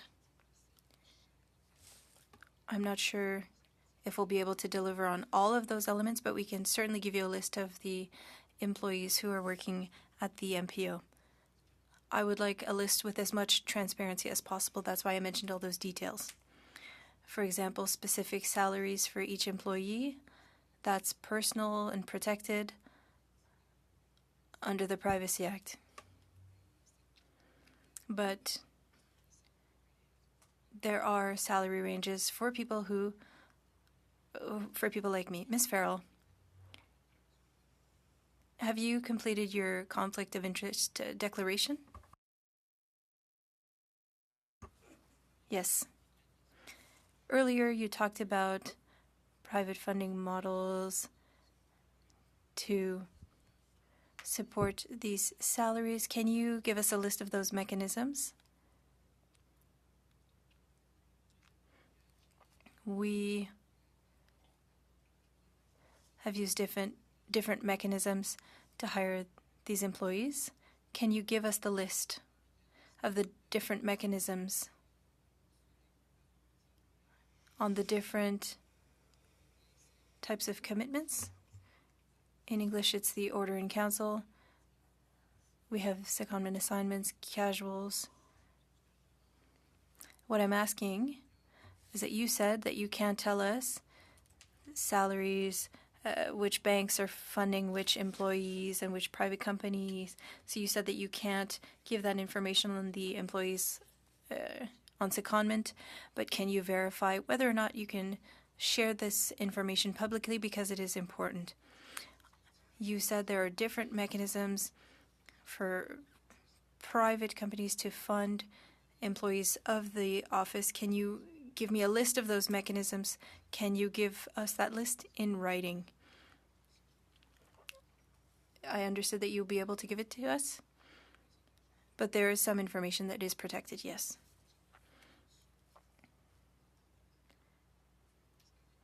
The minister talked about 275 projects. Ms. Farrell, do you know how many projects are there that are green energy projects versus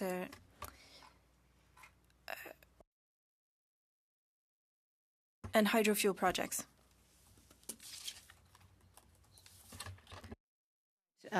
We have that kind of information. Like, we have the breakdown by provinces and by different kinds of projects. Super. Fait right? que, sur les We can 275 provide some projets, transparency. On those 275, can you give us information on the type of project, the province, whether or not the project was proposed by a private company, a province, or the federal government? I understand that there will be certain limits, but if you can give us information as transparently as possible, that would be a great start for your office. About a year ago, the Liberals and the Conservatives said that they were going to move C5 forward quickly. It was going to be adopted by the Liberals and the Conservatives because C5 was so sorely needed. And yet, 1 year later, not a single project has been designated by the federal government. Can you tell me what you cannot do currently without C5? Why do we have C5? Is there anything that you're doing now that you would not have been able to do without the quick adoption of C5? Well, first of all, I can say that the threat of C5 has everybody working together in, I think, the way C5 was intended. For sure. So when I look at my question is specific today, plus the projects that are coming through the pipeline that we have been able to use this concurrent process with these projects, which was what was intended in C5. What was intended in C5 was a 2-year program. So we've been able to move projects to the 2-year program. Dites-moi, pardon, Madame la Ministre, quel article, par exemple? I'll pass What it on section? to Senator Carignan for 5 minutes. Merci. Thank you. Just to be sure that I understand, you're saying that you have recruited, you have employees from the banking sector, and part of their salary is paid for by the private sector or by banks. Is that true? Je n'ai pas les détails pour I chaque. don't have the details for each employee. But as I said earlier, we use different mechanisms like interchange, which is something that exists in the public service. So to hire someone temporarily in order to have access to their expertise and their experience that often goes beyond what we have in the public service. And so with this interchange, the government was paying back the salary and all of the criteria followed the guidelines of Treasury Board. In terms of any compensation that we're providing. Ça rembourse pas complètement tous les avantages. But that doesn't refund a lot of benefits. So the bank is continuing to pay for some of the salary and for benefits? I don't know. You said that there are employees that are on loan from the private sector, that the federal government refunds some of that salary and some of the benefits, but not all of it?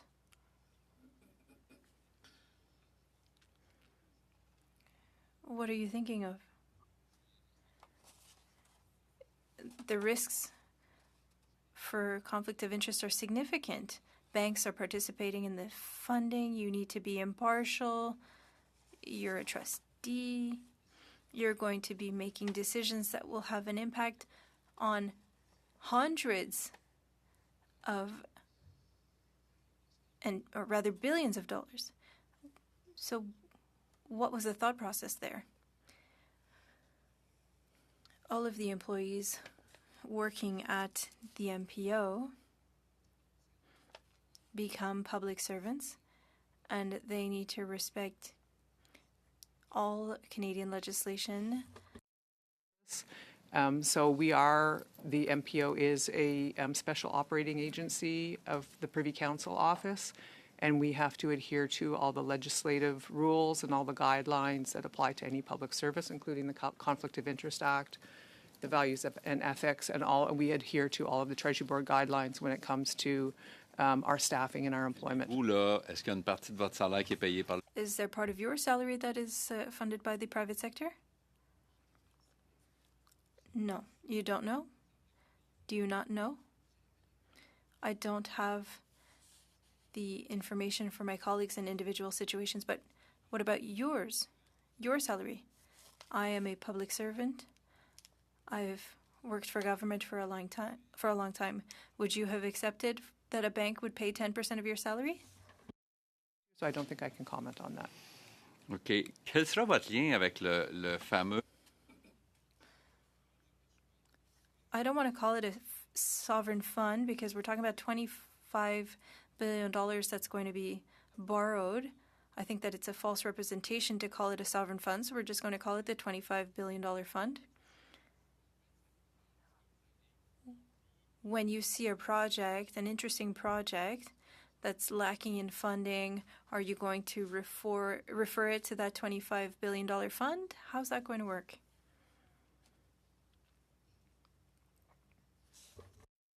In our world, at this point, I'm not privy to what the fund is going to be, how it's going to be set up, what it's going to be for. All of that is yet to come. Currently, when we're looking at various funding sources for major projects, or we're working with all the different funders of people who want to be in major projects, our overall, the overall work that we try to do is to make sure that we can get as much private sector funding into the projects as possible, with as little government funding either from CIB Thank or you, Ms. Canada Farrell. Growth Fund. The time is up. I'm going to pass it now to 5 minutes for Ms. Anstey. Thank you, and thank you to the witnesses. Ms. Farrell, in 2019, you had a fireside chat with the Public Policy Forum, and you were critical about the federal government's inability to actually get projects built. You said in effect that they talk about it some more, but they don't actually get things built. You talked about countries like Australia who move projects forward in as little as 18 months. So it's a year now into the mandate. We don't have a project on the designated list. So I'm just wondering, like, in terms of your work, how you reconcile those previous criticisms with where we stand right now in terms of getting projects on the designated list. Yeah, I mean, I guess I shouldn't have said that, or I wouldn't be doing this job. But, you know, stepping up to do this job was to sort of put my money where my mouth was, right? How can I contribute as a Canadian to changing that outcome? When I look at the 15 referred projects, many of those projects, as you've talked about earlier, were at various stages of development already. And for many of them, there were a lot of them that had their First Nations consultations already done. They had some of their permits ready to go, but they were facing Contrecoeur, for example, had no funding. The project was not going to happen. There was no money for it. So my first month on the job was working with the Contrecoeur team or the Port of Montreal team to try to figure out how to get some financing so that they could start doing the waterworks, and then we could keep going on the project and get, finished there. Other projects were waiting for ITCs. There were different things that different projects had, so we just kept working and kept going at them. And fundamentally, you'll see, in the fullness of time, we're able to accelerate what would have been the timelines at the time. So I'm proud of that work. Always more to do, and we're going to continue to work on that. In terms of designation, I do think there'll be some projects that will be designated that will benefit by the Act. I think the Act is powerful for a number of reasons.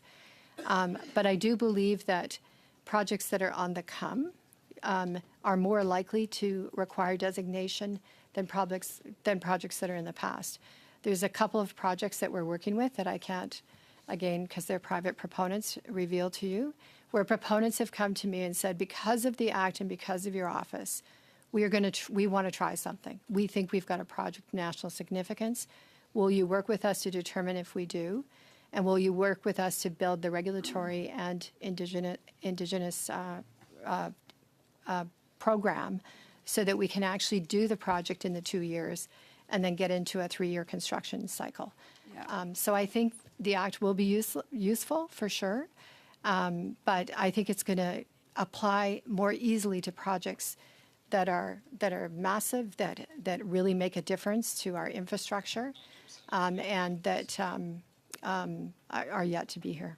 Yeah, and just to go back to the timelines, when you were on the Environment Committee previously, you had stated that you had suspected that it would take about 4 to 5 months to determine whether or not something was going to be on the designated list. So that was aspirational. So what are the barriers for you to be able to actually, work within those timeframes? Yeah, I've come a long way since those days. It's been quite a journey. I would say that, the kind of work that you have to do in the consultation, as well as all the other work we need to do with other stakeholders and in the process, whether that be, departments of the federal government who are the experts on the permitting, or experts on fisheries, experts on the environment, as well as the provinces and potentially sometimes the municipalities. No, it's not too many layers. It is what Canada is. Sure. All these people have rights. We live in a country where people where people have actual rights to various aspects of these projects. Sure. So to work with them, I do think we can do the actual first stage of the designation decision in that 5 to 6 months, but it's going to take some real care to do it. And then we are setting up so that for some projects, let's say they're with a single regulator, we're setting up to see if we can then finish the rest of the project in the 18 months left, so that you can be at a construction time frame in the 2 years, but not going back to the key message. You can't cut corners or your permits will not be durable, and so you have to do it right. Okay, Your I just time want is up. Thank you very much. I'm going to go to Mr. Hogan for 5 minutes. Thank you, Chair. Now, just to start, because it seems from Mr. Bonin and Mr. Cardigan's lines of questioning, perhaps there's some confusion about the interchange program that brings in private sector expertise. My understanding is this program has existed since the 1970s, and that this program exists so the public sector can benefit from private sector expertise, but also the public sector employees can gain expertise by working on assignments in the private sector. I also understand the interchange program is used by many governments, including the Harper government over the years. Is that correct, Ms. Baird? Yes, that is correct. The program was first introduced in 1971. It is regularly used across government for exactly the way you describe it, to bring in specific expertise. Thank you. I appreciate that, and I hope that clarifies some things for my colleagues as well. It's been discussed a lot tonight that proponents need different things to get shovels in the ground. There's been lots said about the MPO's role in streamlining permitting and project approvals, but getting to FID often includes financing, and we've touched on this, but I want to dig in a bit, perhaps where you ended with the Senator. As you and the Minister have said, Ms. Farrell, the MPO doesn't provide direct funding, but it plays a key role in coordinating with other entities within government to finance a project. Can you expand on this function and inform this committee and inform our report the different types of financing mechanisms the MPO leverages? Yeah, when you look at the evolution of a large project from zero to operating cash flows, and from going from zero to operating cash flows, you have to go through FID, you have to have funds, and then you have to go to LNTP and final notice to proceed. And when you're in those various stages, you need various amounts of dollars to be able to do your engineering work, your project work, all the different steps that you want to take so that you have a very durable project. So if you look at Canada in the landscape inside the government, you have the CIB, you have the Canada Growth Fund, you have a number of different vehicles in different departments that have seed funding for proponents. And really what we're trying to do is make sure that it's kind of one-stop shopping, and we're really trying to use our own investment expertise and the expertise of some of the people that we've brought into the MPO to really understand where the projects are and what is the necessary funding to get them to the next stage. But our overall ambition is to ensure that at the end of the day, the most amount of private sector funding can come into the projects. Now, there's a lot of private sector funding really trying to get at us to put money in these projects. You've got money from sovereign wealth funds, you've got money from pension funds in Canada, pension funds in Australia, private investors from the United States. There's lots of people trying to get their money in, which is a good thing, because that's what you need. You need capital to build these projects. Going back to the question around the fund that was announced yesterday, as that gets set up and stood up, I think the intention, but I'm not part of that decision making. I found out about that the same time you did. I think the intention is that Canadians themselves would also potentially have the opportunity to be equity investors in some of these major projects, which, from my perspective, if I have to explain to my family why I did this job and then say to them, I did this job so that everybody in the world could have a piece of it except for you, it doesn't make a lot of sense to me. So I'm hoping that the outcome of this vehicle is that Canadians can also choose to invest in these projects.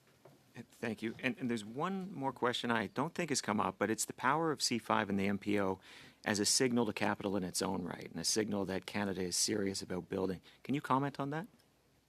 Well, I was pretty surprised at how just the threat of C5 signaled that something is real. Something real is going on here. So when I look at, somebody asked a question earlier about would you force somebody to, bring their project to you or designate a project.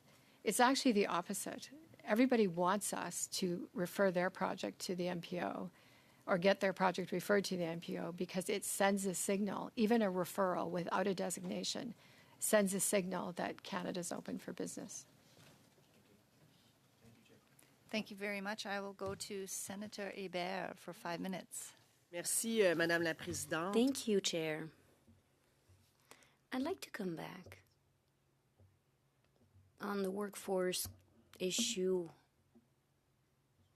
When I have a look on page 67 of the economic statement that was tabled today, we see several projects that depend of the MPO. There's ports, hydroelectrical power station, safety corridors, mining projects. Those are very diversified projects which require a workforce that is very skilled.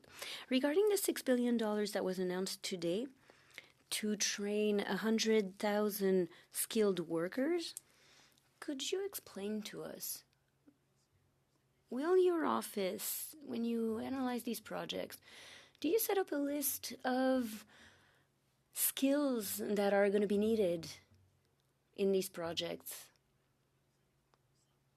And how will you manage to synchronize everything and harmonize everything with the $6 billion in training? For your question, when I first started into the leadership of this office, certainly a lot of people thought we were going to do that. And I have 100 people. I don't have an army. And so what I've done is worked with our labor department, and we have a couple of deputy ministers there. And what I have them do is go work directly with the companies to assess what their labor skills are.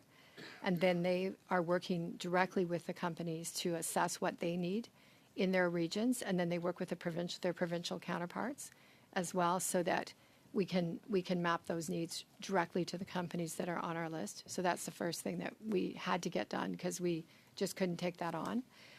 And then secondly, because I'm a big fan of that kind of training, my husband was in the Red Seal program, and this is part of our family. We're middle class. All of our people are tradespeople. So I've been working with the deputy minister there, and just gave a presentation to actually all the deputies across Canada who are in charge of these training programs, to give them a sense of where I thought we would need the labor needs, what they look like, what kind of trades we would need, and then how they need to be more innovative in terms of training the trades so that we can get people working and being educated at the same time. So it's a bit of a passion of mine, and I was really pleased to see that entry in the address today. Il y a des pays comme l'Allemagne notamment. And in Germany, for example, they have interesting models of training that are similar to what you've just described. Do I still have time, Madam Chair? 2 minutes? All right, I'll be quick. I'd like to come back to the Sovereign Wealth Fund issue. I understand that there are different models in different countries. Some countries have mixed funding. Some say that it's going to be funded by debt. It's a strategy to try and not to have to wait until they get the royalties, and eventually everything will be compensated and balanced. The minister talked about it earlier. I understand that the fund, that consultations haven't taken place yet. So in a perfect world, what would that fund look like? Well, I'm not really in that sausage making in terms of how that fund is being set up. I would have any views that I give you would just be personal views, and I shouldn't do that. But if I do get involved in those consultations, I have some very strong views in terms of how I think you could set up that fund to enhance, what we're trying to do in the country with large projects. Parce qu'on s'entend que c'est important, là, je veux dire. Because we understand it's important, right? We're at an essential point in our economy, and if we want to diversify our exports, we have to build more ports. We need the infrastructure that will support this diversification. So I completely agree with you. So thank you very much. Thank you, Senator. I'll pass it to Mr. Gunn for 5 minutes. Thank you, Chair. Ms. Baird, I just wanted to follow up on something you said to clarify something. Is it possible that there are employees at the MPO who are essentially on loan from the same private sector companies who are also financing or otherwise involved with projects before the MPO? No, I'm not aware of any of that, no. Okay, so it would be impossible for an employee to be on loan from TD Bank or that is also financing a project? Okay, thank you for that clarification. Ms. Farrell, one of the roles of the MPO, correct, is to recommend projects be designated in the national interest, correct? Does the owner or shareholder of a given project impact its probability of being designated in the national interest? I'm not sure what you mean by that. So what's an example? So one of the roles of the MPO is to designate projects that are being proposed that have been referred before it to be in the national interest. Does the owner of a given project impact the chances that it receives the designation from the office? Not that I know of. So if it's Canadian-owned or owned by a state-owned company or an American company, does that impact the way how you evaluate the project and its criteria? No. No? Okay. Are you open to designating a project to being in the national interest that are within federal jurisdiction but do not have the support of the relevant provincial government? Well, I'm not the one who designates, right? So okay, well, that's a good. Yeah, you recommend yeah. the designation, correct, to the county? So if I'm asked to do the evaluation for designation, and there's a lot of work that has to be done to figure out if there's a recommendation that would go forward from our office to say, yes, here's the evidence that you should use the designation. I think there would be a lot of evaluation of all of those criteria that you're talking about. You make a recommendation, and then there's would you be open to recommending a project be designated in the national interest if it doesn't have the support of a provincial government where the project is happening? Again, I don't get to say, so therefore, here it is, it's designated. I would certainly point out. I understand that. I guess my only question is, are you open to it? Yeah, I'm required to consult the provinces. I'm required to evaluate what the provinces, why they wouldn't be open to it and what they're thinking or what it looks like. But net. The province, the government makes the final decision, but from your view, the province doesn't get a veto on your recommendation. I don't think I get to make those decisions are above my pay grade. My work is to provide all of the evidence of all the stakeholders, of all the different elements of the You provide a final recommendation, like yes, no, or are you just providing bodies of evidence? The final recommendation is by the minister. But isn't that the decision? It's by the minister. The minister decides on whether or not the project he is going to recommend to the Prime Minister and Cabinet. Evidence. I'm providing him all the work. Okay, so you're taking into consideration the view of a provincial government, but it is up to the minister to decide.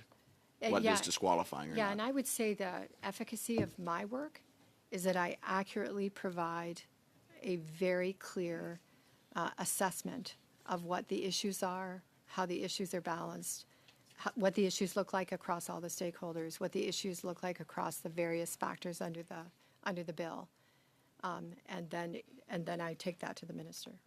Okay. Are you, when it comes to Canada's kind of constitutional obligations under Section 35, are you undertaking those, or are you just kind of evaluating what it would take to get a project through that hurdle? Ask Rob to answer that question really clearly. Sure. Thank you for the question. We undertake consultations under the Act with respect to potential designation. So if and when a project is considered for designation, we'll run that consultation process. It's required in the Act for us to do that. Actually, there's 3 times when we would run the consultation. One would be on a designation question. The second would be on conditions that would be developed pursuant to that designation. And the third would be if any of those things ever changed over time. And so that's our job as an MPO to run those consultations. You were CEO of Trans Mountain. Is there anything that you learned from that experience that can be applied to the MPO office today? A lot. I was also CEO of TransAlta, and I built power plants in Canada and Australia, United States, Mexico. So I have 40 years Thank you. experience. Thank you, Ms. doing Farrell. this. Time is up. Mr. Lewis, 5 minutes. Thank you, Madam Chair. Thank you for sticking around. This is very helpful. We're getting a better picture of what you do and the important work that it is. What we're hearing is a focus and a coordination between Major Projects Office, the federal government, its ministries and departments, regulators, other levels of government, stakeholders, Indigenous partners, and project proponents. That's quite a long list.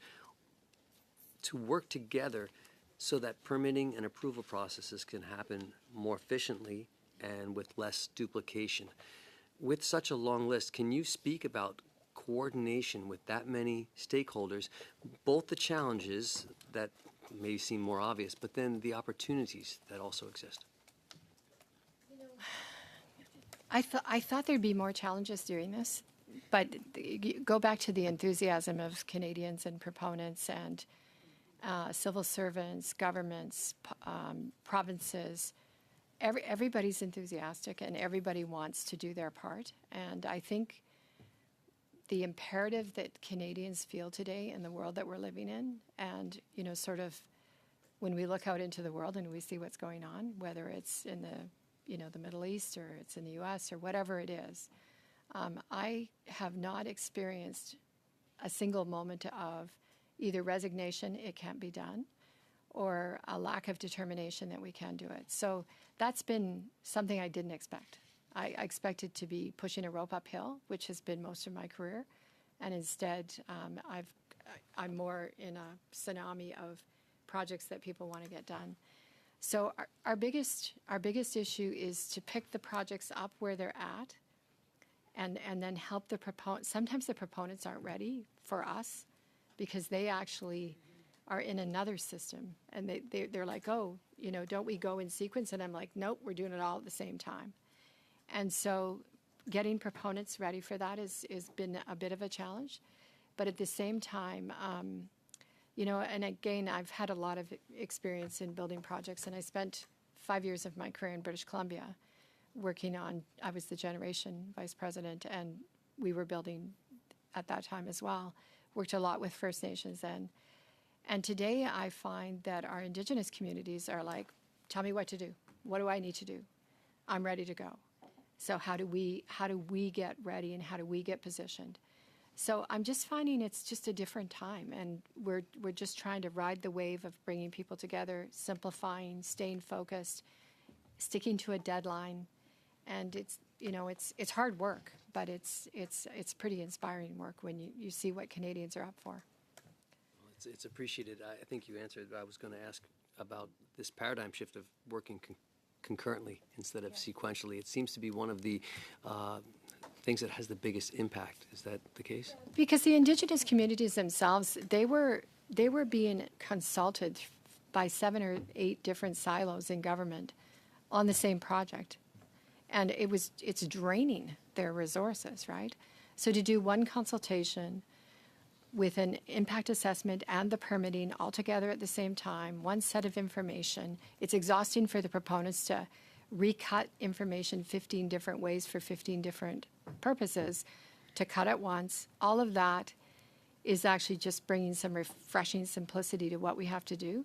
We all, what I know about Canadians, and I knew this from Trans Mountain, is nobody wants to kill a bunch of fish or birds or any of that. They want to do it right, but they do want to be able to do it in a timely way, and they want to do it efficiently and effectively, and they don't want their paper sitting on a desk. So it's all the stuff that we've all dealt with in our lives, right?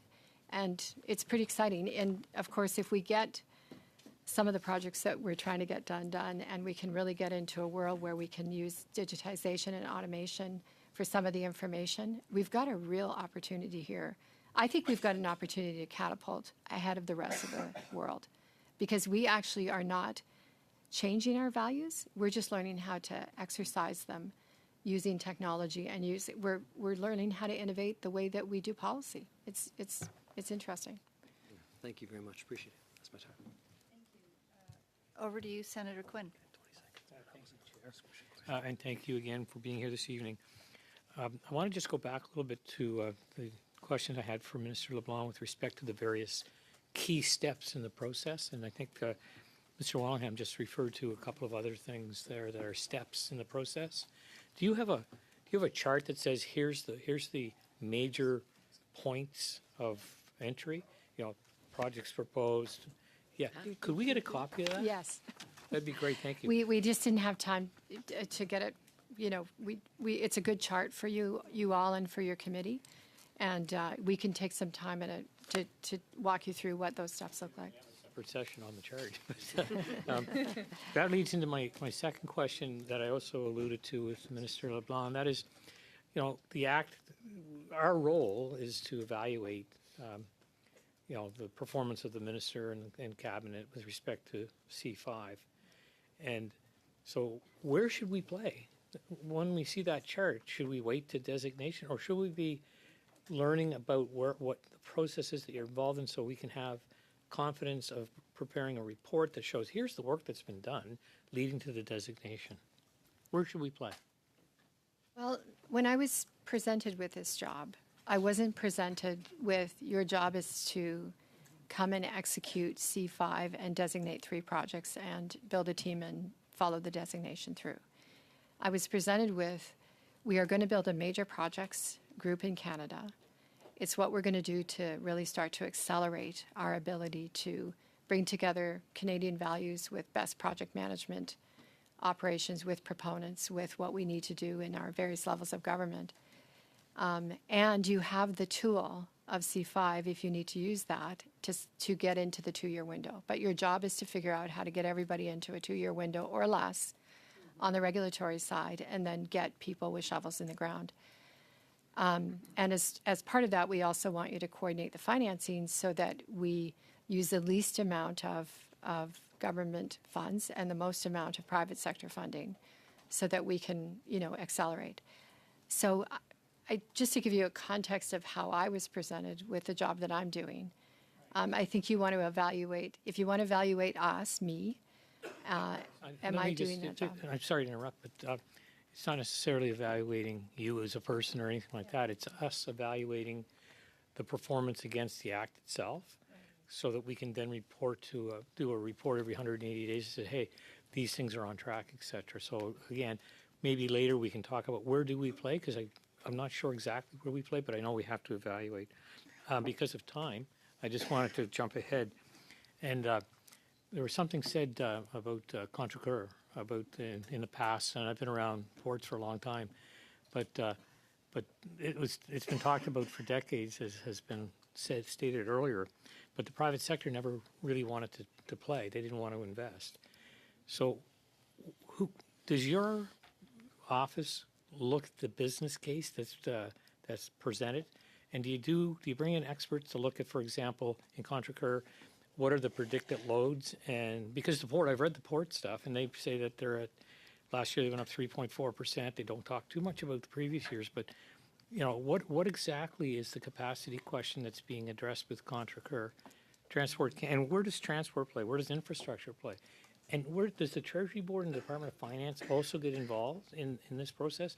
Or is it the MPO that says it's a go? The minister makes the decision, then the money flows, or do they have to go back through central agencies and departments? How much time do I have to? Okay, so let me try to boil it down. So the Port of Montreal Port Authority has to make those decisions. But when that project was referred to us, what we had to do is evaluate was their business case proper, and was there a way to finance against their business case? At the end of the day, it was CIB that financed that business case, and it was CIB's due diligence and CIB's decision to put the money in for the land side, or for the water side part of it. And then within that, there's another set of financing that comes when DP World comes and evaluates how they're going to finance the land side. So effectively, we facilitated getting CIB in, helping see the business case, helped get the financing so that they could start the work. And that's how that project worked. Perfect. That time's My up. time is up. Thank you, Senator. Mr. Thank you, Hardy Chair. for 5 minutes. Thank you. I would like to know how much the MPO is costing taxpayers. How much does it cost to have this Liberal administration?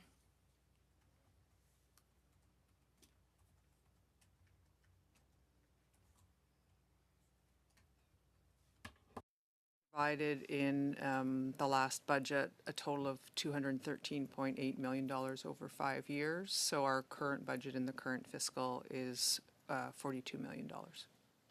42 millions de dollars. OK. 42 million.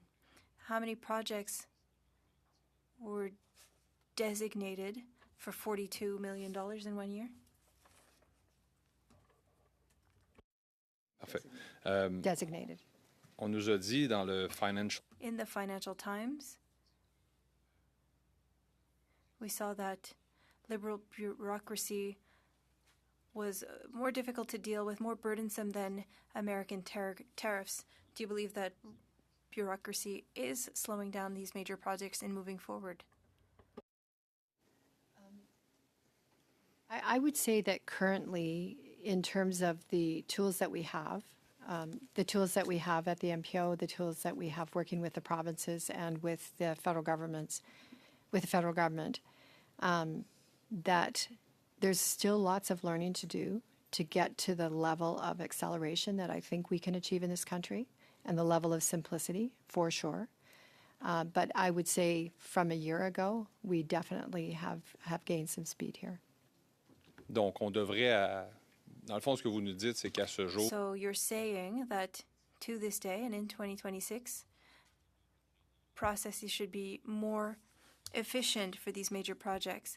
The Liberals have been in power for 10 years, and they realized a year ago that things needed to move forward more quickly. Perhaps with less bureaucracy, it would allow projects to move forward more quickly. Is that not correct? Job September 1st, and my job is to pick up from September 1st, and C'est that's beau. all I'm going to talk about. Merci. J'ai une question. Thank you. I have a question on foreign interference or foreign influence. Regarding these projects at the MPO, is there any participation from any foreign entities with those projects? I'll give you an example. The road to Iziklate, MMJ China Mine Metal owns that. It's going to cost $1.2 million to taxpayers, and it's going to create roads to mines that belong to China. Was that part of your analysis when you're spending taxpayer dollars? Is that part of red flags that might come up? I can say that we are working closely with other departments like public safety. We have a process in place with our colleagues. It covers projects that were referred to the Major Projects Office.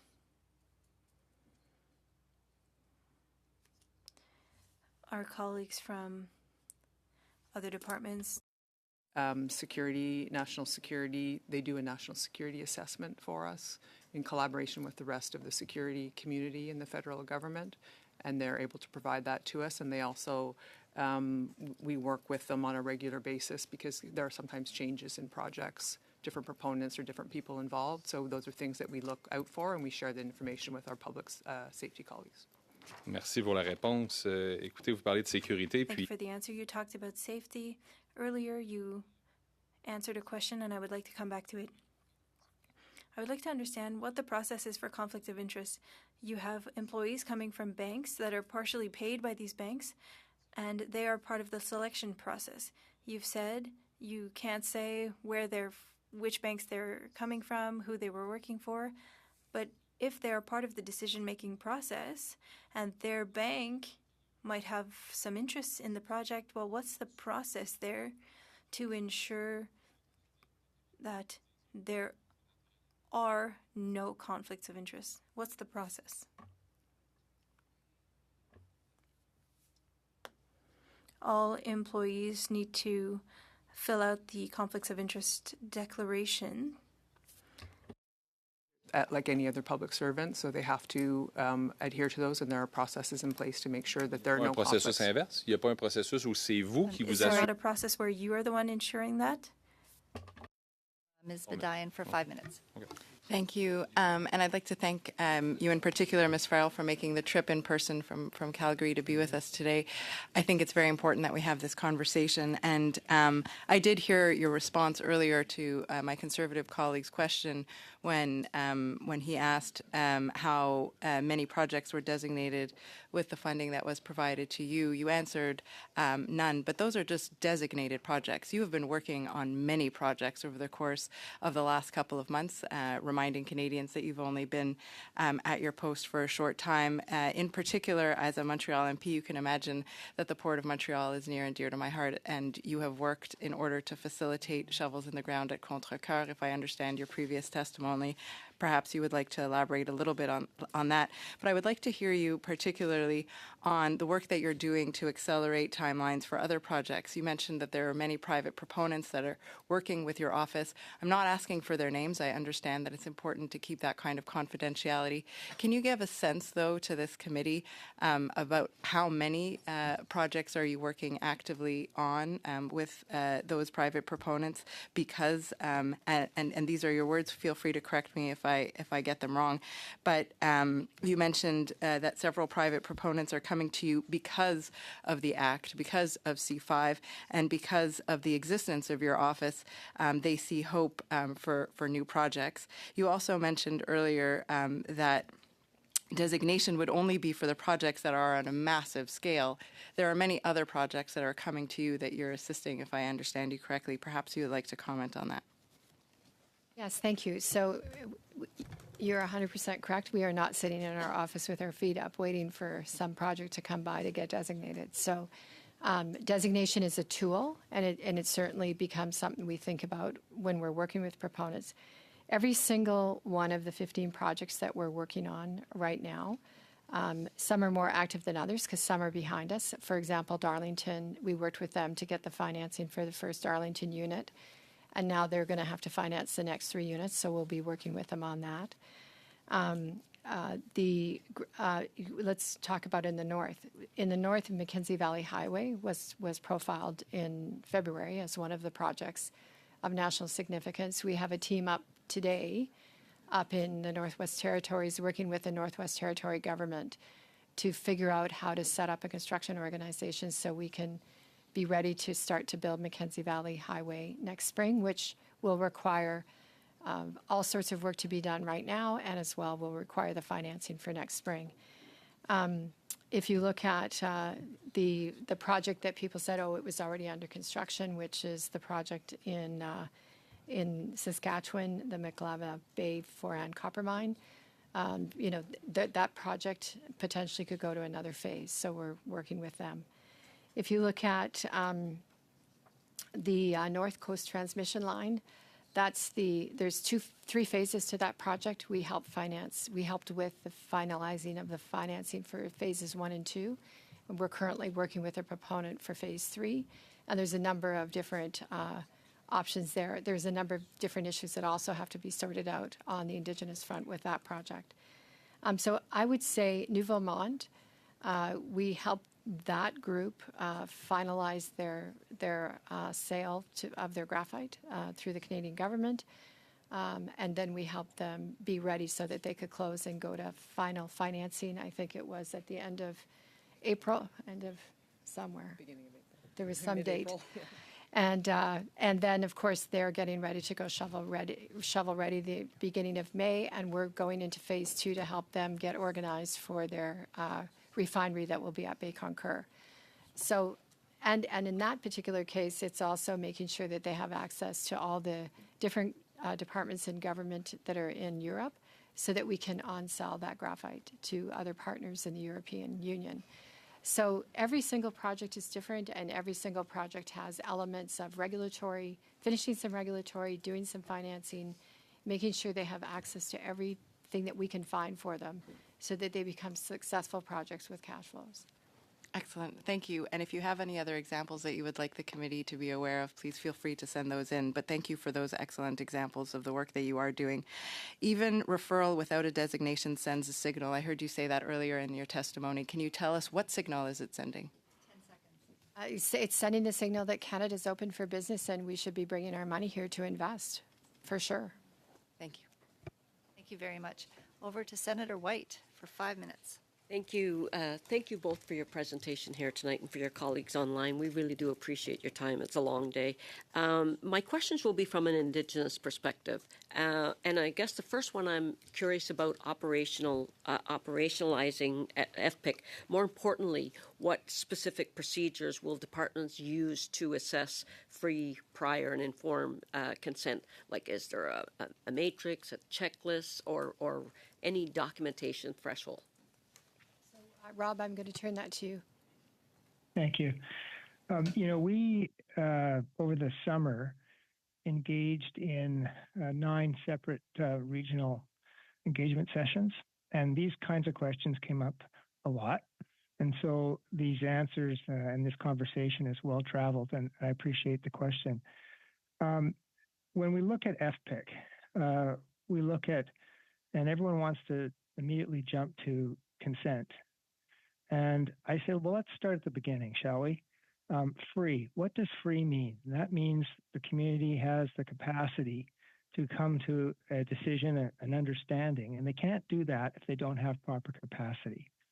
It has to be prior. It has to be early. There's no such thing as engaging too early. And in fact, for too long, communities have not been engaged early enough. And that's how you end up with delay and increased costs later when you encounter issues that you could have dealt with early if you'd engaged early. And so that's the free and the prior part. Informed. So you have to give them good information. If a proponent has information, they need to share it. And Indigenous groups are entitled to have answers to questions like, how can we be sure that we'll take care of the land? They're entitled to ask those questions, and they should be getting answers.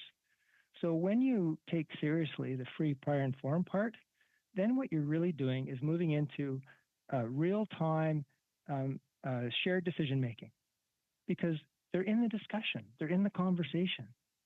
And then all of a sudden, consent becomes an easier topic to talk about because you've already demonstrated it. And that's how you garner support from communities.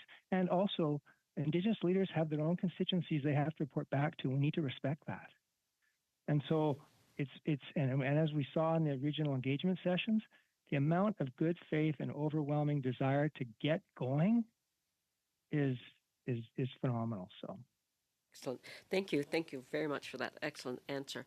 My next question involves dispute resolution mechanisms and what non-litigation, we don't want litigation, mechanisms exist if Indigenous nations dispute the adequacy of the consultation or their process in it. at what stage can they say, okay, we need a process where we can address our concerns? And what mechanism do you actually have for them to address their concerns? So before projects get to us, we would expect that they have a pretty comprehensive engagement record. And when you say non-legal recourse, we won't then spend any time on what the legal recourse. We all know what those are. And any good litigator knows the best way is to prevent the litigation. And so when you ask me what's available, it is early and often and comprehensive engagement and subsequent consultation and realistic accommodation when necessary. And I believe if we do that in a genuine way and have that meaningful two-way dialogue that is required, I think we're going to alleviate those pressures. Excellent. One more question. Do I have time? Okay. So public trust depends on transparency. And this is one of the, I guess, earth-shattering moments where Indigenous people are all in. We need to be here. We need to be heard. I guess, how can we, or will we use a metrics, or is there a way to develop a metrics to measure, to show that this act is either strengthening or not, hopefully strengthening relationships with Indigenous people and actually removing the reconciliation dial? Yeah, I think that, and you use the word trust, which is an extremely powerful and dangerous word to use if people don't understand what that means. And I'm not suggesting you don't. You obviously do. That's why you've raised it. But proponents, and that's part of the work we do with proponents, is making sure they understand these things. Making sure that if you're going to go in and make promises and you're going to explain your project, you have to walk the talk. You cannot go in and make promises and not fulfill those promises, because trust is very, very fragile. And if you get it, if you've earned it. Thank you. I'm sorry, the time is up. Oh. Thank you for that. I was so busy listening, I wasn't looking at the clock. Mr. Bonin, 5 minutes, please. Merci, Madame la Présidente. Thank you, Chair. I'd like to check with you. In the Environment Committee, Madame Farrell, you were a witness and you said that the expansion of Trans Mountain was helping to fight climate change. You were CEO of Trans Mountain, of tar sand that cost $34 billion to the people. So do you think that pipelines are still good for climate change? What I was referring to in that testimony was that a lot of the Canadian heavy oil that is exported to Eastern markets is used to make plastic. Est-ce que vous pouvez me donner une réponse, oui ou non? Is used to make plastic. Can I get a yes or no, please? For the electric cars, because they don't have natural gas Est-ce que there c'est to bon make pour la lutte climatique, naphtha. Madame? But is it good for climate change? That's my question. My question is, do you still think that a pipeline helped fight climate change? As the director of MPO. Oui ou non? I think in a situation with the Canadian oil that goes west, that Oui ou it non, does. Madame? Yes or no, madam? Répondre oui ou non? Can you answer me? What, yes or no? C'est peut-être la traduction, là, mais... It might be the interpretation, but the witness doesn't need to answer yes or no to your question, Mr. Bonnet. But I didn't get an answer. Point of order? I'd like to remind my colleagues that everything needs to go through the chair. I would like people not to tell members what they're allowed or not to do. I'm sorry. I will be happy to make my comments through the chair.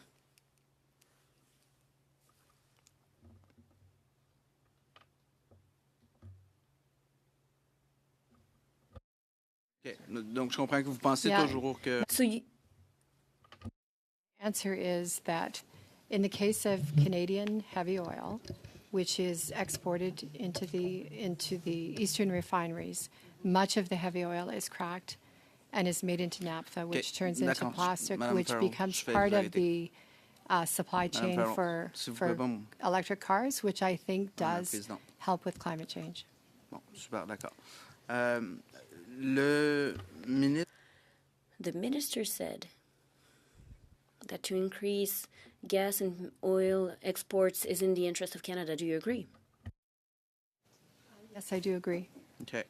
Et, Of course, he said that he is not an expert, but that an increase of those exports comes with an increase of oil and gas production. If we want such an increase, is that in the national interest of Canada? I think if projects are being built in Canada that advance all the factors under the Building Canada Act, they are in the national interest. D'accord. Donc c'est un oui, merci. So that's a yes, thank you. And do you think that new pipelines, oil and gas, work with the objective of Canada to fight climate change? Does that work with the evaluation factors of projects? Well, I think when we're looking at all of the projects that will export out of Canada, and in particular if we were looking at a new oil pipeline, we're looking at projects that go along with that, including Pathways. Pathways would be a project that would reduce greenhouse gases through carbon capture and storage to offset some of the emissions that would go along with producing that oil. So I think that package is to our benefit. Je pense qu'on a compris. Est-ce que vous avez une liste de I think we understood. Do you have a list of criteria? An analysis grid for deeper analysis that you're doing about projects? And if you do have such a grid, would you submit it to the committee and let us know how the 15 projects fit in that grid? Rob, I'm going to give you that question. There's actually 4 seconds left, Oh, so okay. maybe we'll let that one Vous go. pouvez juste soumettre la. Well, if you can just submit the answer. Thank you, Madam Co-Chair. I'll be splitting my time with Terry as well. And thank you, Madam Farrell, for your leadership and your teams. A core objective is to create a more predictable investment environment. But tools are you using to give proponents and investors confidence from development through to operation? As I said, there are a number of tools that you have to employ in order to build confidence, especially in major projects, which are often mega projects, which require significant financing, significant dollars to build, and have to be built over a long period of time. And proponents need to know that if they take on the expenditures, the development expenditures for these projects, they have to know that they're going to early on find out if there are any regulatory pitfalls or challenges that would mean they couldn't make the investment, in which case they'd lose a lot of money. And then they have to know once they have a regulatory approval that they can build and finish a project on time and on budget. So the tools are often, first and foremost, are the regulatory tools that give them the certainty of the permitting, the certainty that the impact assessment and the permitting will come together, that those will be durable permits, that they will survive through various, through all the levels of government, and that those are bankable, and that the bankability of those permits allow them to raise the funding. And then as they're constructing, they have to know that when they're in the field and they're working on the projects, that they won't face unnecessary or long delays because standards may change or people may change their mind about what they want. So all of the tools that we work with are a combination of policy and regulatory tools to see that we can get the right policy framework, to see that we have the right regulatory framework, that we have people working together in parallel as opposed to working in silos, and that then we work with investors to really understand from investors what standards they would need to see from the country in order to say, okay, we will finance these projects. Thank you to Mr. Beach. Thank you. How much time do I have, Madam Chair? 2.5. 2.5? So thank you, Sue. I actually want to continue in the line of questioning that I found interesting from Senator Quinn. The mandate of this committee is to oversee and study the exercise of powers granted to the government under the Building Canada Act. And because this question is probably unfair for you to answer in this short period of time that I have, I'd actually like to invite you to provide any comments that you like, but also to work in the future and with the 100 other individuals that you're currently working with at the MPO office to help us frame how we're actually going to work on our report. We have to put out a report in 180 days, and 180 days after that, and another 180 days after that. And because you're working on the ground on this every single day, you talked about speed. We potentially could catapult ahead of other countries in terms of that's not the only metric that we should be tracking. So I would really like you to seriously take away what metrics you think this committee could be tracking that would be valuable to ensure your success. And if you have any comment with any time that we'd have, I'd love to hear it. No, I will take that away. Thank you. Right? Okay. Ms. Pell, projects like North Coast Transmission Line or the Arctic Economic and Security Corridors span multiple jurisdictions and priorities. How does the MPO ensure alignment across federal, provincial, territorial, and Indigenous governments? Working with them. I mean, all the projects that are in Canada are in a territory. They're all often in Indigenous community. Some can be in municipalities, and many of them have federal requirements. So, part of the work that we do is making sure that everybody knows what each jurisdiction has, and that there's kind of one place for one concern, that you're not constantly shifting, first of all, shifting the bar, and then secondly, rephrasing the concern 10 different ways when actually it's just one thing that you're trying to do. So I think by bringing together the impact assessment with the permitting, with what the proponent needs to be able to bring together in terms of a package of information, with what rights holders needs, which can be different. Because often some of the traditional knowledge that rights holders have and some of the traditional needs can be different than maybe what you would see out of the departments. You bring that all together, one package, one time, and that's how you can deliver a project well. Thank you. Thank you, Madam Chair. Yeah, and at the very end, I have a question, and I'll ask my co-chair to make sure I don't go over time. For me, I was really grateful for the question Senator White asked, and she got to the heart of a few things that I would want to know about. But for me, it's about First Nations often want to create new revenue streams so they can build the infrastructure they need, meaningful jobs for their community. Families want to buy hockey equipment. They want to, do what every other Canadian family wants to do. So what are the tools that the MPO has to help First Nations enter into these projects in meaningful ways and create these revenue streams that so many First Nations leaders would like? Well, and maybe, Rob, you go ahead, you start, and I can add. Sure. I'll just lead. Thank you for the question. I'll just lead with there are many ways to address this with Indigenous communities. Some are very interested in equity, some are not. Some are interested in revenue sharing, some are not. Some are interested in jobs, some are interested in procurement opportunities. So there are a myriad of things. And so when we look at each project and we work with each proponent and we work with their engagement record, we find out from that community what is it they're looking for. What is it that the proponent can do to address the issues and concerns, the ambitions, the aspirations of the community? And then we go from there. But there are many, and we'd be looking at any or all of them whoever fits the community. I'm actually going to finish there, and we will thank the witnesses very much for being here today. And I think I can speak for all of us that it was really enlightening. We appreciated your answers. We also, MP Allison wants to ask a question of the committee, so maybe we'll say farewell to our witnesses, and then we can just do that question before we adjourn.